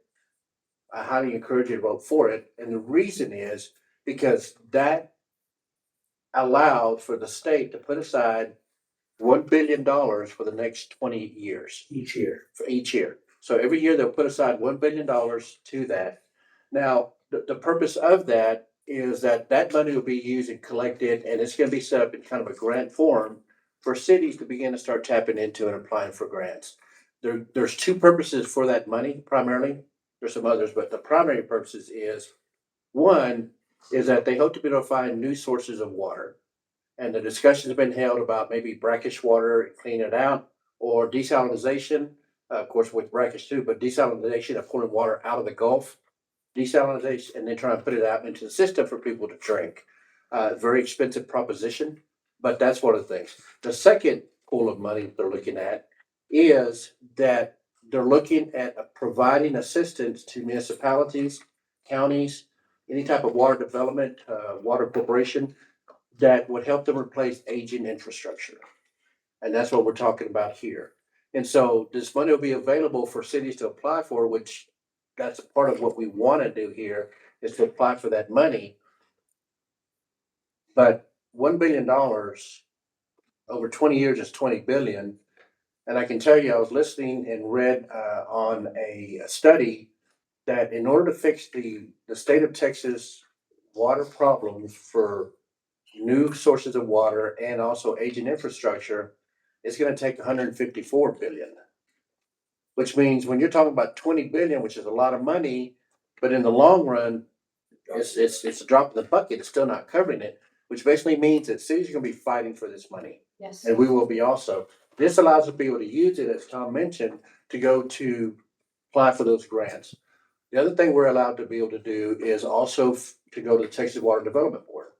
They have SWIFT money, what they call SWIFT, that we can maybe apply for, the low interest loans that we can apply for to try to use that for this. The other option, of course, is the reason that you see it tonight is because the way that this report is going to be laid out in time frame is that a report be given to us on, you said January 19th, I believe, or 16th, something like that. It'll be right before our regular meeting in January. All of that to say this is that in the next couple of months, we'll be talking about a lot of different projects. This is one of them. In the event that the city, that the council wants to call for the election for this, the replacement of the water lines. If we want to do it through a bond, it doesn't mean we're not going to apply for grants. Doesn't mean that we're not going to go and maybe get some SWIFT money, but it gives us the option to be able to say, we're going to do this. Now, the other thing that you have to consider, which is a part of what I wanted to do, because we can come back in November, have another conversation also in December, but is to say, okay, do we want to just spend $10 million on the 2-inch lines? Do we want to go ahead and just put it all out there, 51 million, and replace the entire system with a period of 10 years, 12 years, whatever we deem necessary, and replace all the system in the city? Understanding also from a funding standpoint, which I've got Mark Valenzuela working on some scenarios, our financial advisor. From a funding standpoint, if the city and the citizens vote to say, yes, we want to go and place all of our lines, again, a multi-year project, we won't issue those bonds right away. The only thing that the bond election does is it says, yes, we're going to allow the city to go and issue bonds for this project. We can issue them that year. We can issue them 5 years from now. It's just been approved by the citizens to go ahead and do. And so while we may say we want to replace all the lines over a 12-year time frame and look at some of that forecast that we're talking about, we may say, okay, we're going to issue $10 million right now. We're going to issue, another $25 million in 5 years. We just got approval to go up to 51 million. Granted, this is 51 million projected. It's nothing set in stone, but that's in today's prices as well. Understand that inflation may start kicking in. We have to figure out something else down the road, but that's an option as well. SWIFT, as I mentioned, also, if we decide not to go down the bond route, if we want to just take loans out with SWIFT, go to Texas Water Development Board, that's always an option that we can go to them and get that money. If we just want to say we just want 10 million now to replace the 2-inch lines, we'll figure out the rest of it down the road. We can do that as well. There's some different options that we have in this. One of the things that Tom was talking about was looking at the pressure that happens, also the flow out of the fire hydrants.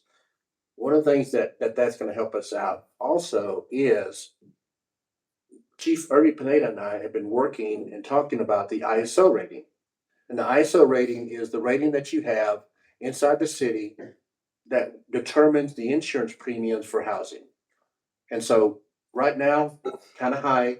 So we're talking about what can we do about lowering our ISO rating in order to be able to make sure that we get a lower ISO rating that will result in lower homeowners premiums. So that's a part of what the ISO is.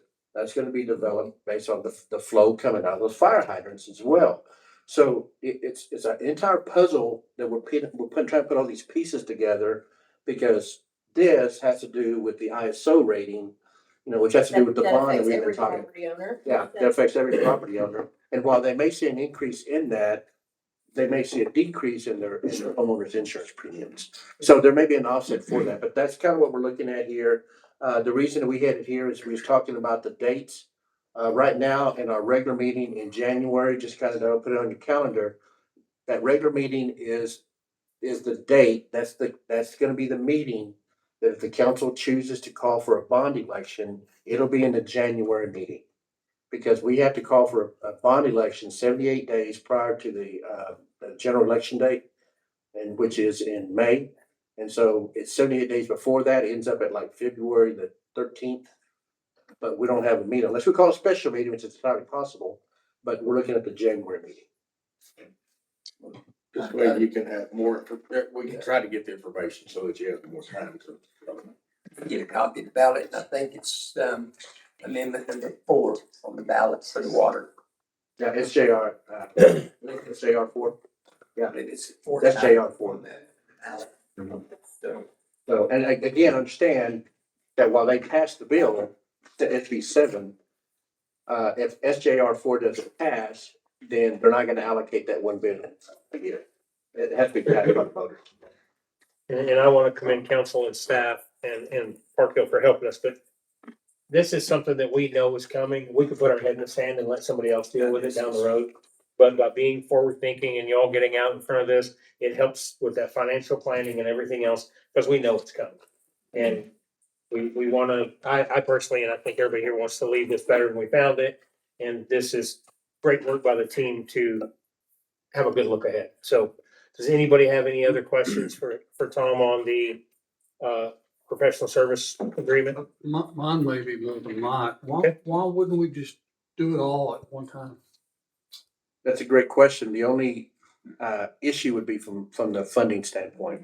I think, you know, when we start talking to the citizens, we can give them all the reasons in the world. But when you say how much it's gonna cost, well, 51 million. That's a lot. But understanding also that it could be staged out and staggered, not all at one time. But I think the only thing that would probably stop it is the price tag, but it's that old saying, pay me now, pay me later. How much was the last sewer bond that we're about to pay off? Do you remember roughly? It's been since 2000. And how much money, do you remember? Robbie, do you I was thinking 8. but- 8 million. So it kind of just tells you like that sewer bond, if we were to issue a bond for the 10 million and paid it out in payments, I don't know where I'm going with that, anyway. There are some practical limitations in terms of how much of your pipeline you want to service at the same time and you know, how many contractors you can squeeze in at one time or things like that. But, it can be done on an accelerated type schedule. I mean, I know you couldn't give us anything, but if we did this, kind of what is the time frame over the replacement? I know Jal's been doing it, and it's been about 1.5 years long project for them. And boy, it's a boogaroo to get around in Jal, but you gotta look at how some of their streets are laid out. Yes. So, I mean, it's been a nightmare. Well, and that goes back to how many contractors do we want, the cost. We can hire 10 contractors to come out and each do a section. How much of the town do we want blown up at one time? You know, that's that planning part we have to enter in. You can, the 62 miles, you could do it in a year's time frame, but you're gonna have 10 I contractors in figured here. it'd be at least a year long, if we did it all at once, at least Yeah, a year, oh. but a year and a It'll half. take longer than that. Longer than that. I can tell you, I'm sorry, go ahead. No, I was gonna say, I can tell you that my recommendation would be that we take each one of these in a separate time frame. I mean, I think we need to do the 2-inch lines, the valves, and do all that stuff and get it done. And then let's come back and do the next, wherever we need the next one, which is worse, is the 4 or the 6, or what have we seen over the last few years? Again, as I mentioned earlier, it's gonna be a multi-year project. And to the point that I'm thinking, you know, I would say let's give ourselves 10 years to go through it all. You know, if we have some needs that we've gotta do, let's do it, but it's gonna be a multi-year project because we can go in there and blow it all up and it's good at the end, but at what cost? Well, and two, I think just common, if you go in and fix some of the 8s and 10s feeder lines, you're gonna start blowing apart the 2-inch. Because you're gonna get so much better flow and pressure and everything. So something for all of us to It's gonna consider. find all the weak spots in a hurry. Yeah. And I think that, Do we think our 2-inch is the worst shape? I think Greg and I talked about that, 2 inches are probably the worst ones. And And affects the most. right, it affects the most because it's when it goes in, it's the service lines. And Councilwoman Short was correct when she asked the question, you know, is it thin walls or is it leaking? You know, I think it's safe to say that our lines are leaking. Because that's exactly how SB 7 got passed. It's because, look, the aging infrastructure means that we're losing water. It's seeping down into the ground and we're losing it, so we don't have as much in there. And we don't know it until it pops or something happens, or we open it up, we go, oh, wow, it's leaking. And that's why we go in and try to replace that section of it, but it doesn't mean that we've replaced the entire problem. We just fixed one of the symptoms. But we said we think our 4 inch is in good shape for right now. What would you say, Greg? Mostly the 2 inches that are that are all, they're galvanized also, they're all corroded and then they have a whole bunch of buildup on the inside, so. Right. Instead of having a, 2 inch full pipe with a 2 inch diameter, it's maybe 40-50% Okay. more on the inside. Okay, when we, a lot of times when you do a bond, it depends on how y'all wish to do it, but a lot of times I would be cautious about listing specific projects in the bond. Right. Say replacing the bad lines, and that way you can still use that money to go do a 4 or 6 if all of a sudden they become more critical for Don't you. paint yourself into a corner. Right. With grants, they may be a little more difficult. I don't know specifically. I went to government. So once again, this is an agenda item to discuss and consider professional service agreement, and to allow Mike to enter into that. We can take a motion and a vote. Any other questions before I hear a motion on that?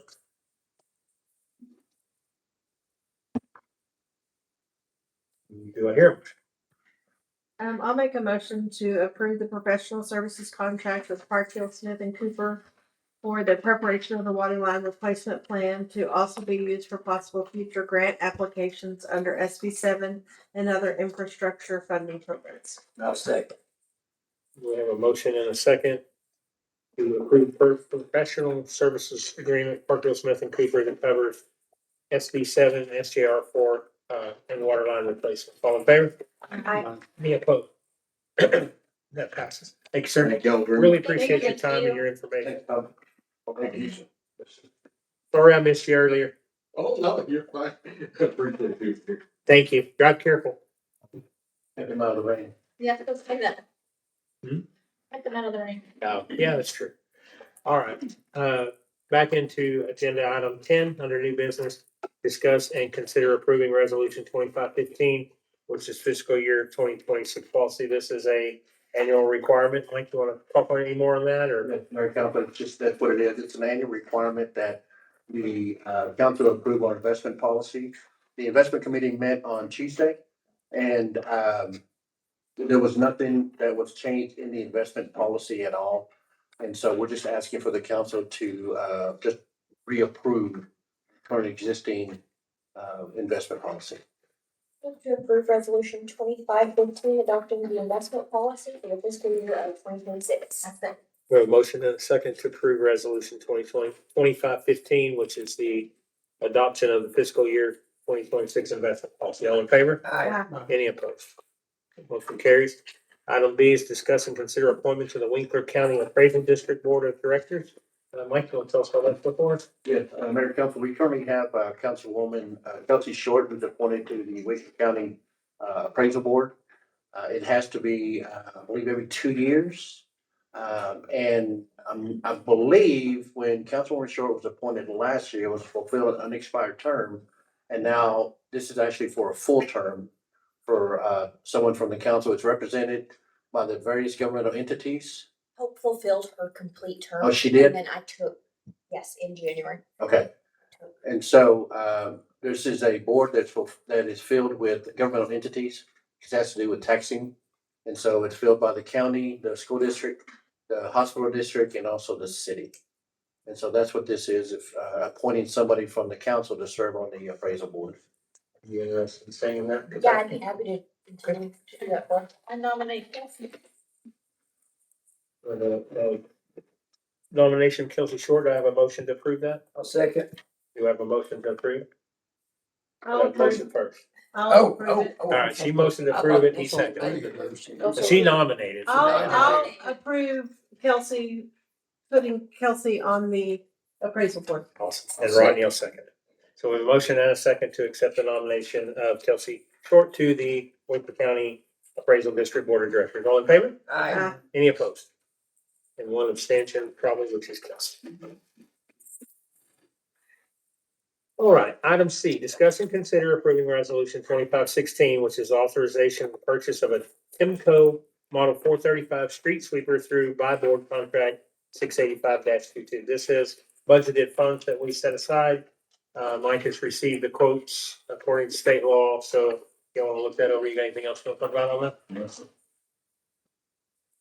Other than it's exciting time. I am. Will there be somebody, that is assigned to this, that will be driving it? And Yes, sir. We will designate it. Well, I wasn't on council, but I know we bought a new one about 20 years ago. And the Bronc that drove it had it tore up in a month. And we haven't had one since. Now, we will have somebody designated for that, and of course, they'll be, like anything else, I have to follow a maintenance schedule for that. The chief has recommended that Caesar drive it, but Caesar doesn't want to. So, we're trying to figure out, but we do have somebody that we're looking at, putting in there. Man, I think it'd be a great investment as long as we don't tear it up. As long as we're gonna take care of it. Yeah. Do you need a CDL to drive this? Nope. We went the model that you don't have to have CDL. And do we have like a schedule that we will be doing the sweeping or? Will We there be will. a regular schedule for sweeping? Once they do, I can tell you, in my opinion, it'll probably take us over a year to go through every single street. And then after that, we fall into a schedule, trying to figure out which ones get worse, others. I can tell you that once we, two things we're looking at. Once is that when we identify the streets for the seal coat, we'll take them through there to make sure they're all cleaned out and ready to go. Because when they came in this past year, they brought a sweeper and they went through it all, but we'd like to have it cleaned up before they get there. And the other thing that we identified was that during Kermit Celebration Day, we can run through that parking lot, pick everything up as well. So I think it's gonna serve multi-purpose, but we won't have a schedule of streets depending on what they look like. And that'll be a part of what the streets department with Alfredo and Emmy will go through there and figure out which streets we need to begin. Make a motion, we approve resolution 2516, I'll second. purchase of sweeper. Motion is second to approve 2516, which is the purchase of the Timco Model 435 sweeper using budgeted funds. All in favor? Aye. Any opposed? Who will it be?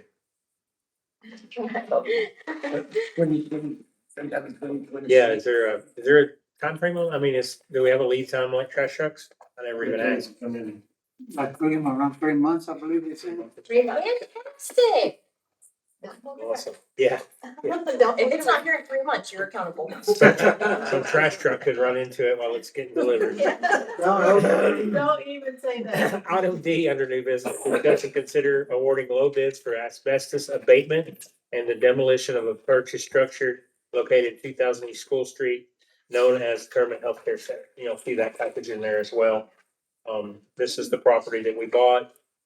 And we now have our abatement costs and our demolition costs associated with it. And 3 bids, Mike? There will be 3 bids, just kind of so you know, Mayor and Council. Kimley Horn is, of course, we contract with them to be able to do this. We finally got everything past the archaeological, the historical, anything, anyway, the surveys. It's been a challenge. Finally got past all that to the point that we can actually present to you a bid that was put out.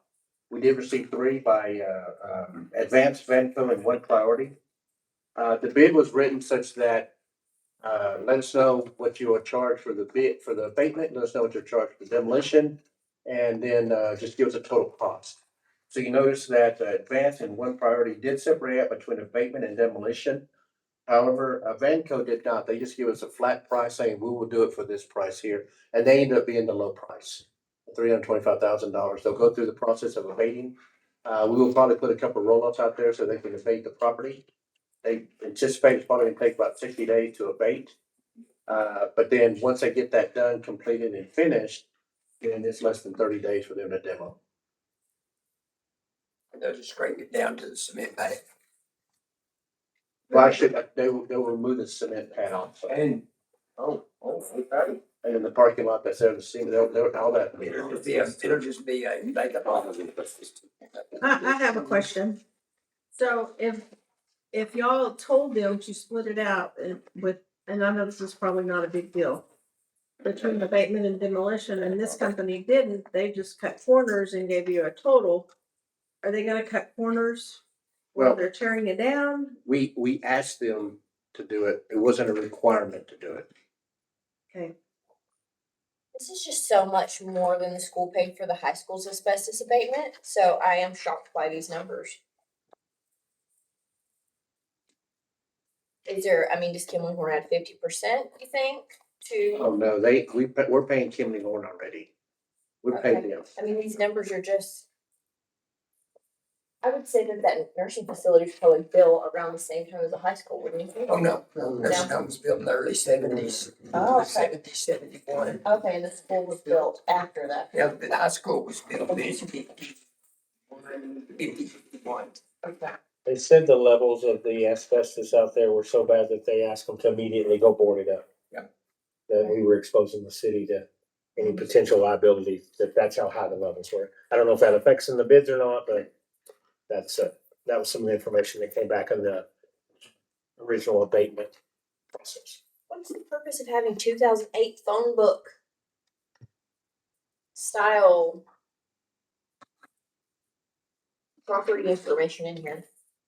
I feel like some of this is definitely just extraneous. Is it?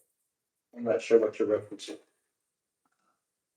We can come back through here and it's people page 8, but it's not page 8. It's page like 800 probably. Historical areas. I mean, is some of this just probably extraneous, or am I missing the point? I don't know. I didn't ask Kimley Warren exactly that. I would probably assume it's probably just a standard agreement that they have.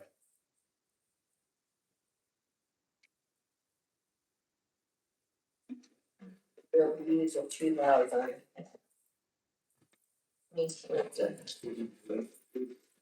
Well, I think it's a historical look at it, isn't it?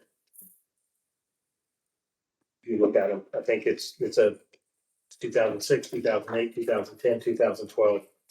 They are just showing you, by Google Earth, you can do a time lapse. Mhm. And it takes you all the way through 2024.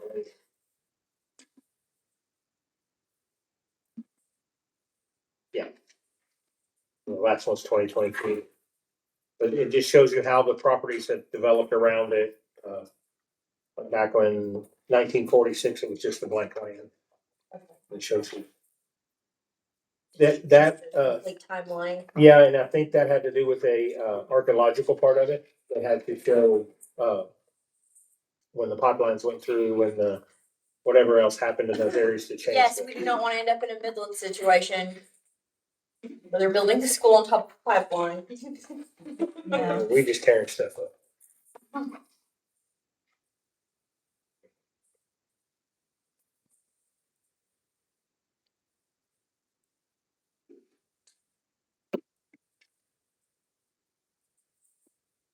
Those things. When we were doing the budget, if you look under professional services and their city hall and administration, there's quite a bit of money in there. So this is budgeted for. There's money in there. We didn't know what the dollar amount was going to be. But we did budget for professional services. In anticipation that it would be covered. And if we pass it, did they give us a startup date this year? Yes, yeah, according to what was told to me by Kimley Warren, is that they would probably start within the 2 to 3 week timeframe to begin. I would just like to, it looks so much better after y'all went out there and cleaned it up and boarded it back up. At least you don't have all the critters and the loafers going in and out of the windows that were busted out. I was thinking that it was gonna come over the scanner at 3 in the morning and the place was on fire. You know, somebody got it in there and set it on fire. It would have saved the investment costs. Is Vanco recommended by Kimley Horn, or did they make a recommendation? Yeah, they recommended Vanco. I think they've done work with them in the past. I actually have done work with all of them, but they've done work with Vanco and they said they're very good. I can tell you that, one of the ones, oh, I'm sorry, One Priority They specialize in abatement, but not demolition.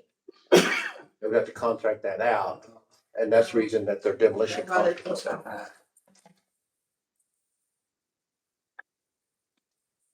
I'll make a motion, we award Danco for the removal of asbestos demolition structure. We have a motion and a second to award a demolition and asbestos abatement of the structure located in 2000 East School Road, known as Kermit Healthcare Center. All in favor? Aye. Any opposed? Keep that done. Mike, thank you. We are moving on to we've done Tommy already with E. So item F under new business is discuss and consider approving resolution 2517, which is in regards to a leasing contract with the Government Capital Corporation for the purpose of financing the 2 sanitation trucks from Doggett Freightliner that we have already agreed to purchase. This is just strictly the financing, is that correct? You're not gonna let me have 2 extra, just park around. Is one of these the one that is wrecked? Yes, Okay, are we accepting, we've already accepted it. accepted delivery of it? Did they make us whole in any kind of a way? They put a new bumper and a new radiator. Did they do the cross member, the front cross member? I don't know if that was. I was on the phone with the head mechanic and he was under it looking at it and he said the front cross member was very damaged. Then they would have replaced it because they did a complete replacement of any damaged parts. I talked to Did they pull all the cross members off? Because it's riveted all the way down and I'm just so terribly afraid it's not gonna hold in alignment and we're gonna have a dog of a truck for the next 10 years. I can't answer that question. I can tell you when I talked with the owner of Southwestern Equipment, he did tell me that they would go through and replace all the damaged material and completely rebuild it back like it was a new truck, is what he told me. Did they give us any extra warranty? Yes. It's already still got the full warranty on it. Did they fire their driver that wrecked our truck? He's actually he's a great guy, Ricky. He's a great guy. It's just, I don't like him. he was just running into the back of it was a text dot. It was an arrow truck, I believe. I think it was an arrow truck he ran behind. I think that's what the owner was telling me. He was just going down the road, he ran up on the text dot truck was doing, he said like 20 miles an hour. And he ran up on it. All right, there are 3 options in this, a 5-year, a 7-year, or a 10-year. If y'all notice, the interest rate is minimal. So y'all can make, in your motion, if you so choose to make a motion, let me know which 7 or 10-year option you're making your motion on.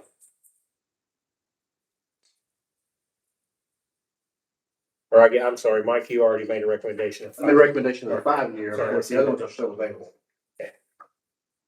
So the recommendation by city staff is the 5 years at 119,892, but you can amend that if you so choose. Well, by the 10-year mark, we're gonna need to replace it, so we don't wanna go that long.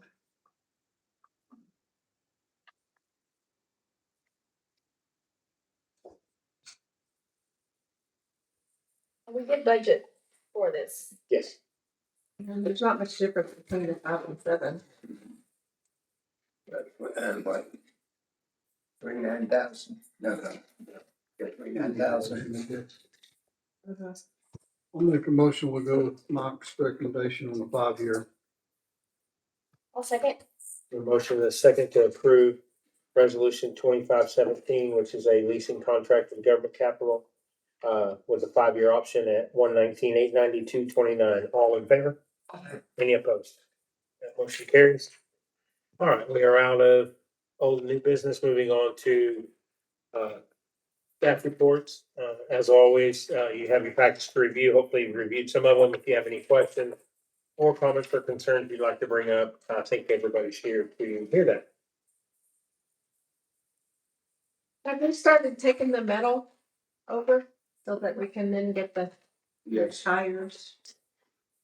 Yes, we've started doing that, and what, Jaime and Caesar went to Monahan where we're having the recycle, and they've made arrangements that they would simply be taking the metal every day. And then they would just cut us one check at the end of the month. But, as I was mentioning before, I want to use that money to be able to do the recycling on the Right. tires, correct? Tires, yeah, cause we have a lot out there. We do. We do. Yeah, that'll be the next step.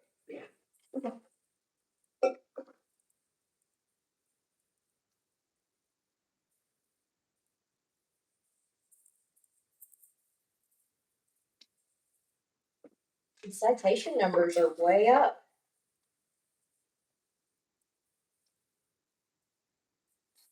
That be 200% from a year ago. Wow, 40 traffic accidents. Inside the city limits.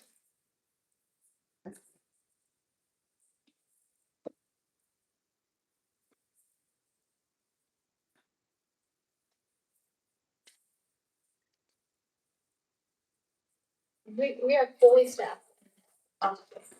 And officers? No, not yet. Well, we're not technically short. We just haven't filled those positions that we approved in the budget, which is coming Monday. We're swearing in 2 new officers on Monday. So then we'll be 1 short.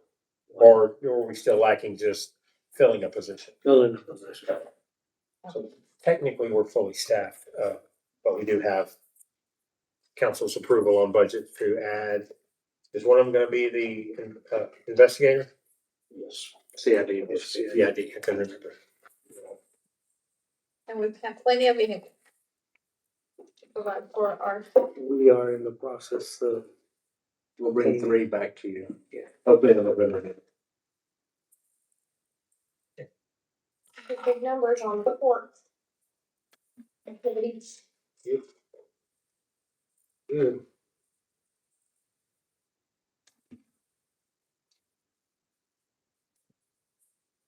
And congratulations to George. Yes. That is fantastic Yes. news. I'm so proud of him. So those of you that don't know, George successfully passed his herbicide applicator license with the state of Texas. Okay. So he is now licensed and Commercial commercial applicator. license, the hard one. So that's awesome. Good for him. And we had, 2 more, we had Alfredo and John go to a class last month.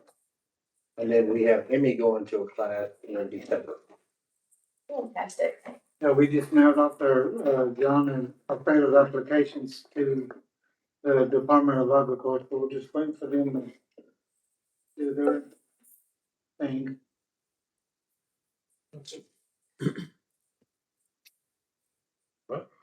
If no further questions from staff, we'll move on. We've already done 12.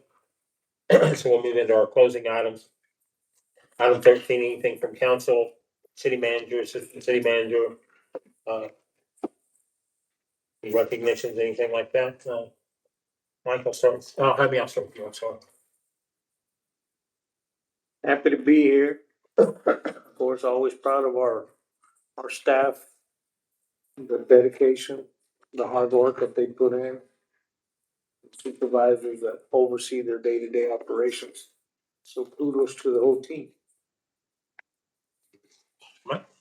Mayor Council, just a couple of things. One of them is if you've had a chance to look at our website, Leah, our AI agent, is now on the website. So they can click on that and it will launch Leah and they can ask the questions, which is that knowledge base I was telling you about. We have an AI agent, and I can tell you this, we're one of the first cities in the state of Texas that's actually using AI agent to be able to answer questions for the citizens. Sarah Lee did a great job because she had a large form to fill out, answering a bunch of questions that would begin the knowledge base for this AI agent. There's still some things we need to add, but it's been launched. We had a meeting today with our phone company, and so the plan is that when somebody calls our number, then it's gonna go straight to Leah and be able to answer any questions that they're asking. If they say, I need to speak to a human being, it's gonna bump out, and then it'll go out to a human being. So Leah is up and running, and so we're pretty proud of that. I will let you know also is that we begin to start having discussions, and when we come back, well, I'm sorry, not when we come back. One of the things that we'll be doing when we're at TML next week is going to look at the playground equipment. Because we budgeted money for playground equipment, so we're looking at going through there and replacing all the park benches, the tables. Trash cans. trash cans, yeah, the fences, stuff like that. So we're looking at going through that. So once we go through TML, see what's out there, then we'll, of course, begin initiating discussions with whoever's out there that we like and then we see that we like. So we can go through there and start replacing, and we're looking at replacing all the park benches and all the parks, then the receptacles as well. And then, but we'll also look at replacing receptacles in the cemetery. So what'll happen is gonna be very similar. If you see a blue park bench at Plaza, you're going to see it at the cemetery, you'll see it at Birchall, you're gonna see it at Walk, you'll see it everywhere. If you see a picnic bench that's blue, it's be across the board the same. We're gonna try to uniform everything and put it all in the same one. We were out at Birchall yesterday and the pavilion that's out there, the table, we're looking at a replacement of that, but also the awning.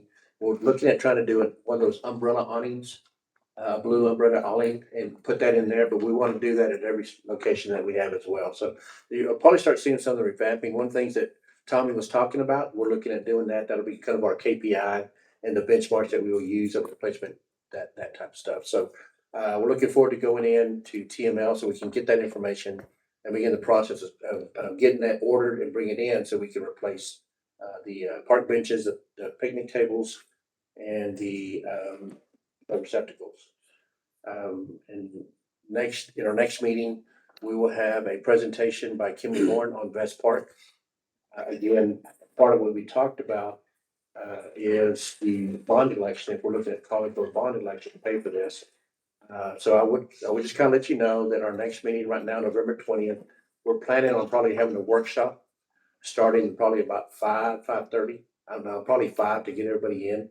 Because there'll be a presentation on City Hall, kind of where we're at there in the public safety building, Vest Park and the solid waste transfer station for consideration. So everybody kind of knows where we're at.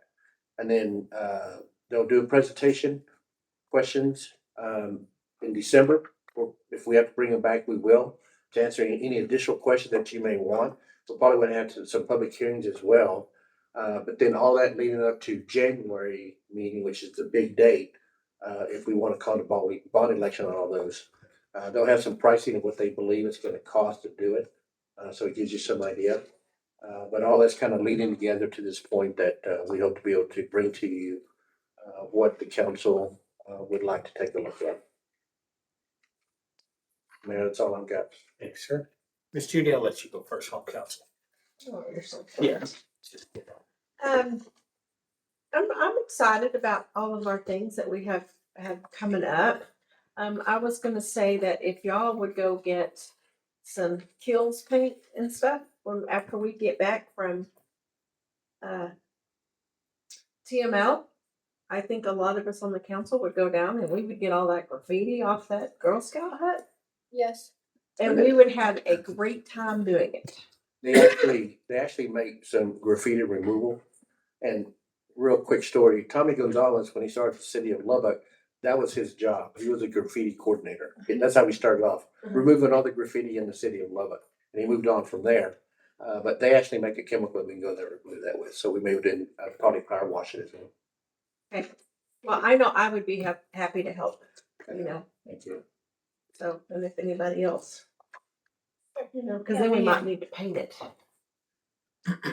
They're asked the citizens, that live around if they want things. Okay. I'm like Judy, I'm excited about what we're going on with water possibly and Those pictures are the streets, Understand what I mean? They're talking about. doing the seal code again.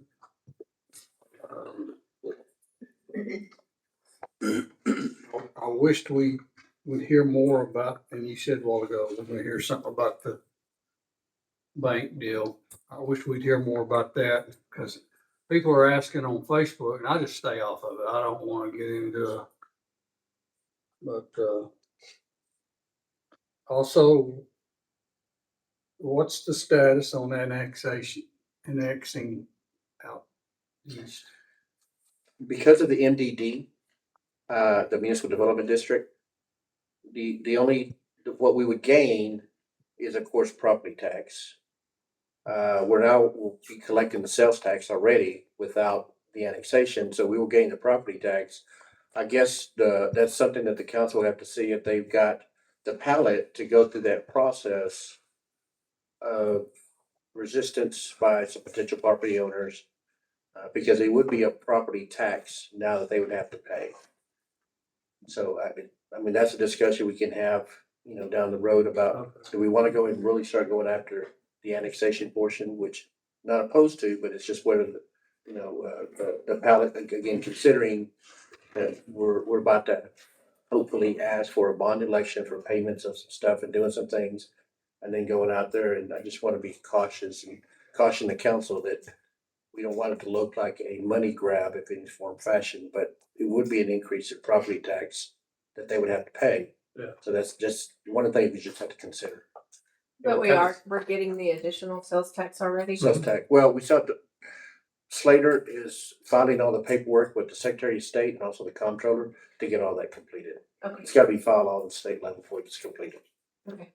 And we did kind of tap the brakes on that annexation until we got the MDD passed, because we didn't want to power hungry, whatever. So, but I would like to, if council so chooses later on, I would like to revisit that. Okay, no problem. Also, I read on Facebook, the dog catcher cannot go out of the city. Correct. It's confined to the city limits. What if these pack of dogs attack somebody and we say, well, we couldn't go out there? I mean, That actually is in the county, so they call it the county sheriff's department. right, but they don't have a dog catcher. And if they ask for our assistance, we'll be more than happy to assist. But we're confined to the jurisdiction of the city limits. Well, I knew we but I didn't know if we could go out, because it sounded like a pack of dogs running around. We'll assist them if they do request it, but what you'll find is a lot of the times the sheriff's department, the deputies will pick up the dog and bring him to the shelter. And that's how it's normally. Yes, sir. Yeah. That's normally how it's happened in the past. They'll pick up the dog, they'll call us and they'll bring him to the shelter. I was just worried about pack attacking people. Right. And we've worked with the sheriff's department, and so, I mean, it's not like we're not gonna take them in, we have. So we're not probably taking them in right now because of the confined space that we have, but once we get the new animal shelter. That request comes from the sheriff's department. But I appreciate what people's doing, so. Thank you, sir. Okay. Been writing stuff down. Have we been having some watering issues at Best Park? Yes. Okay, I had a call, I drove out by there, and it looked like there was a big spot that'd be green, and then it was dead all around it. And I'm like, they must be either having problems with the watering or something. It looked like a bunch of old flags, so I didn't know if they, I told them I would ask tonight. And then it was brought up to me, the signs that, they did as you come into Kermit, there's one out, across from, Pilot, there's one out on East 302, one out on Jail Highway. Maybe invite the garden club to come to a city council meeting and in cooperation with the city, maybe clean up around those and do some landscaping. State is all, TxDOT also is giving grants to do that right now Okay. also. Can I go ahead and let Caesar speak real quick? Oh. I think you're gonna smile. Yes, sir. We cleaned it up, the street department cleaned it up already. All right, cool. Yeah. That's how we, Got it all clean, we did it one. Maybe do some, together to Yeah. put some kind of some landscape. planting around there. It was TxDOT, and see, I was told that they would fund the plants and flowers completely, just not the light. So that would be awesome. See if we That's what they've done historically, so. Yeah, And- that's what They they've can always put said. some drought tolerant stuff around, and just to dress them up somewhat, because those are nice signs. I know the Sharps put those in for Jim and everything, and I just like to see her take care. I'd like to commend our PD on patrolling the school traffic and the truck traffic. They're doing a great job. And I want to apologize to Karina and the mayor and all. I had missed the investment meeting the other day. I was at fine. a appointment over, it was my oncologist. And, then I want to commend everybody for Kermit Celebration Days on a job well done. I know Karina has spent a lot of time on it. The ones with the booze and all, what I saw, everything seemed to have gone very well. It was something all of us should have been proud of. And, Then I wanna commend our executive team, everybody, they were there for the time and effort that they're pouring into everything. It seems like everything's going well and we'll keep it that way. And, now I did have a call, people who live outside the city limits still pay to dump at the landfill? If they have like a pickup load of junk? No, I don't think we've allowed that to happen. Okay. We get Have enough to live inside city limits to be able to use, to be able to. They usually take their water. Their water bill. But that's for their free dump. Did we do away with the fees for non-city residents? No, the fees are still there. Well, not for non-city residents. I don't think non-residents. We still ask them to bring the bill, their license and the bill. Even if they're paying? Okay. I just had to call and I told them, let me double check. Yeah, even if they. Doesn't play about it either. Glad to that lady then. I wasn't sure. I mean, that's something we can visit. They had a pickup load and they were wondering if they could live, yeah, but they live out by the Perry station and they just cleaned up a bunch of stuff and they wanted to know if they would be allowed to pay to dump this stuff. I believe we have a fee schedule in place, I think. We'll take a look at it, double check. And if not, we can bring something back to the council. Yeah. Okay. Good, I told her, I said. The way it's worked, we've normally asked them for their license and the water bill. And water To bill. be able, we usually give them their one a month. Yeah, they make one truckload, Bed load. bedload, pickup bedload, at no charge once a month with a water bill. But I knew that was only for city residents, but I didn't know if these people can bring a pickup load of stuff out there. And, they live outside city limits and then pay the dump fee. You know what they charge for a pickup load? I said, I'll just have to ask. It's 25. But they can or they cannot? Okay, they cannot. Right now, no. From what I understood, it was just for the residents of the city. That's what they. Because we were asking for a license, even though they already got their free one, we still wanted their water bill to indicate Oh, sure. you are a citizen of our community. Per resident.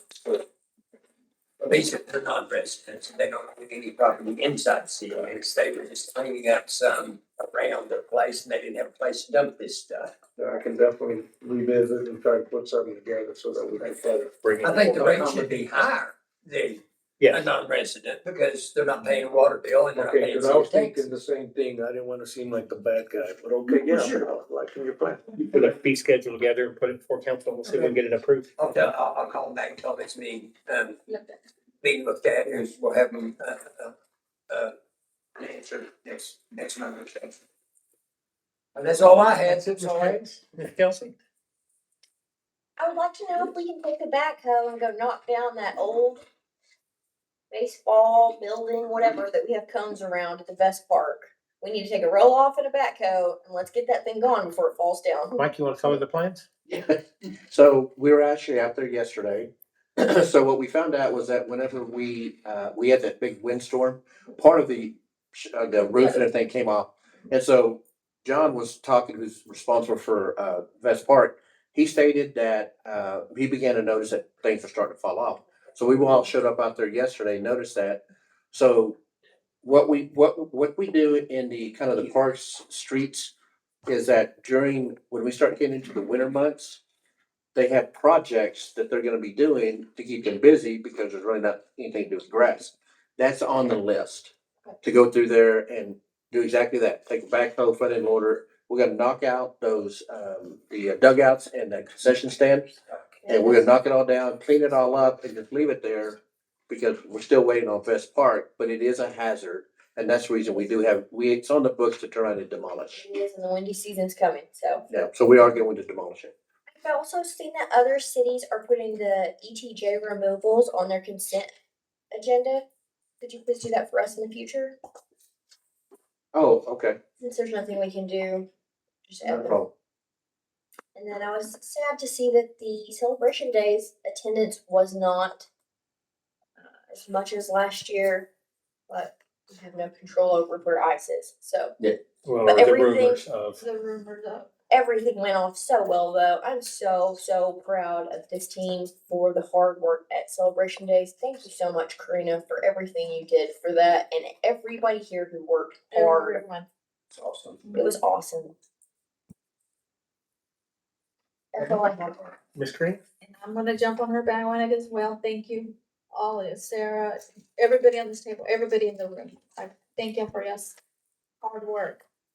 With that being said, I would like to do a post analysis, of the input of the people. Let's start getting hits, and then so we can do better next year. I think that's our goal. Is we go through it and take the hits, and we can do better. What we can do next year. Okay.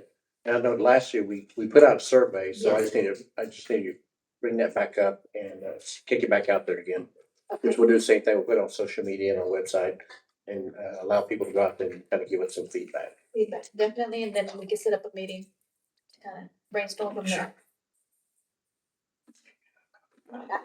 We'll mark that. Okay. Okay, and in closing, Mike, do we pay extra for Leah?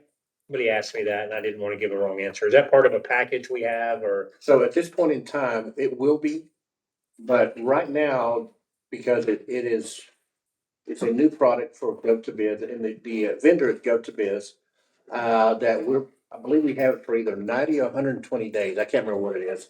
And after that, we will be charged for it. Subscription fee kind of deal? Yeah, it's all it's gonna be. I think it's like 3,000, something like that.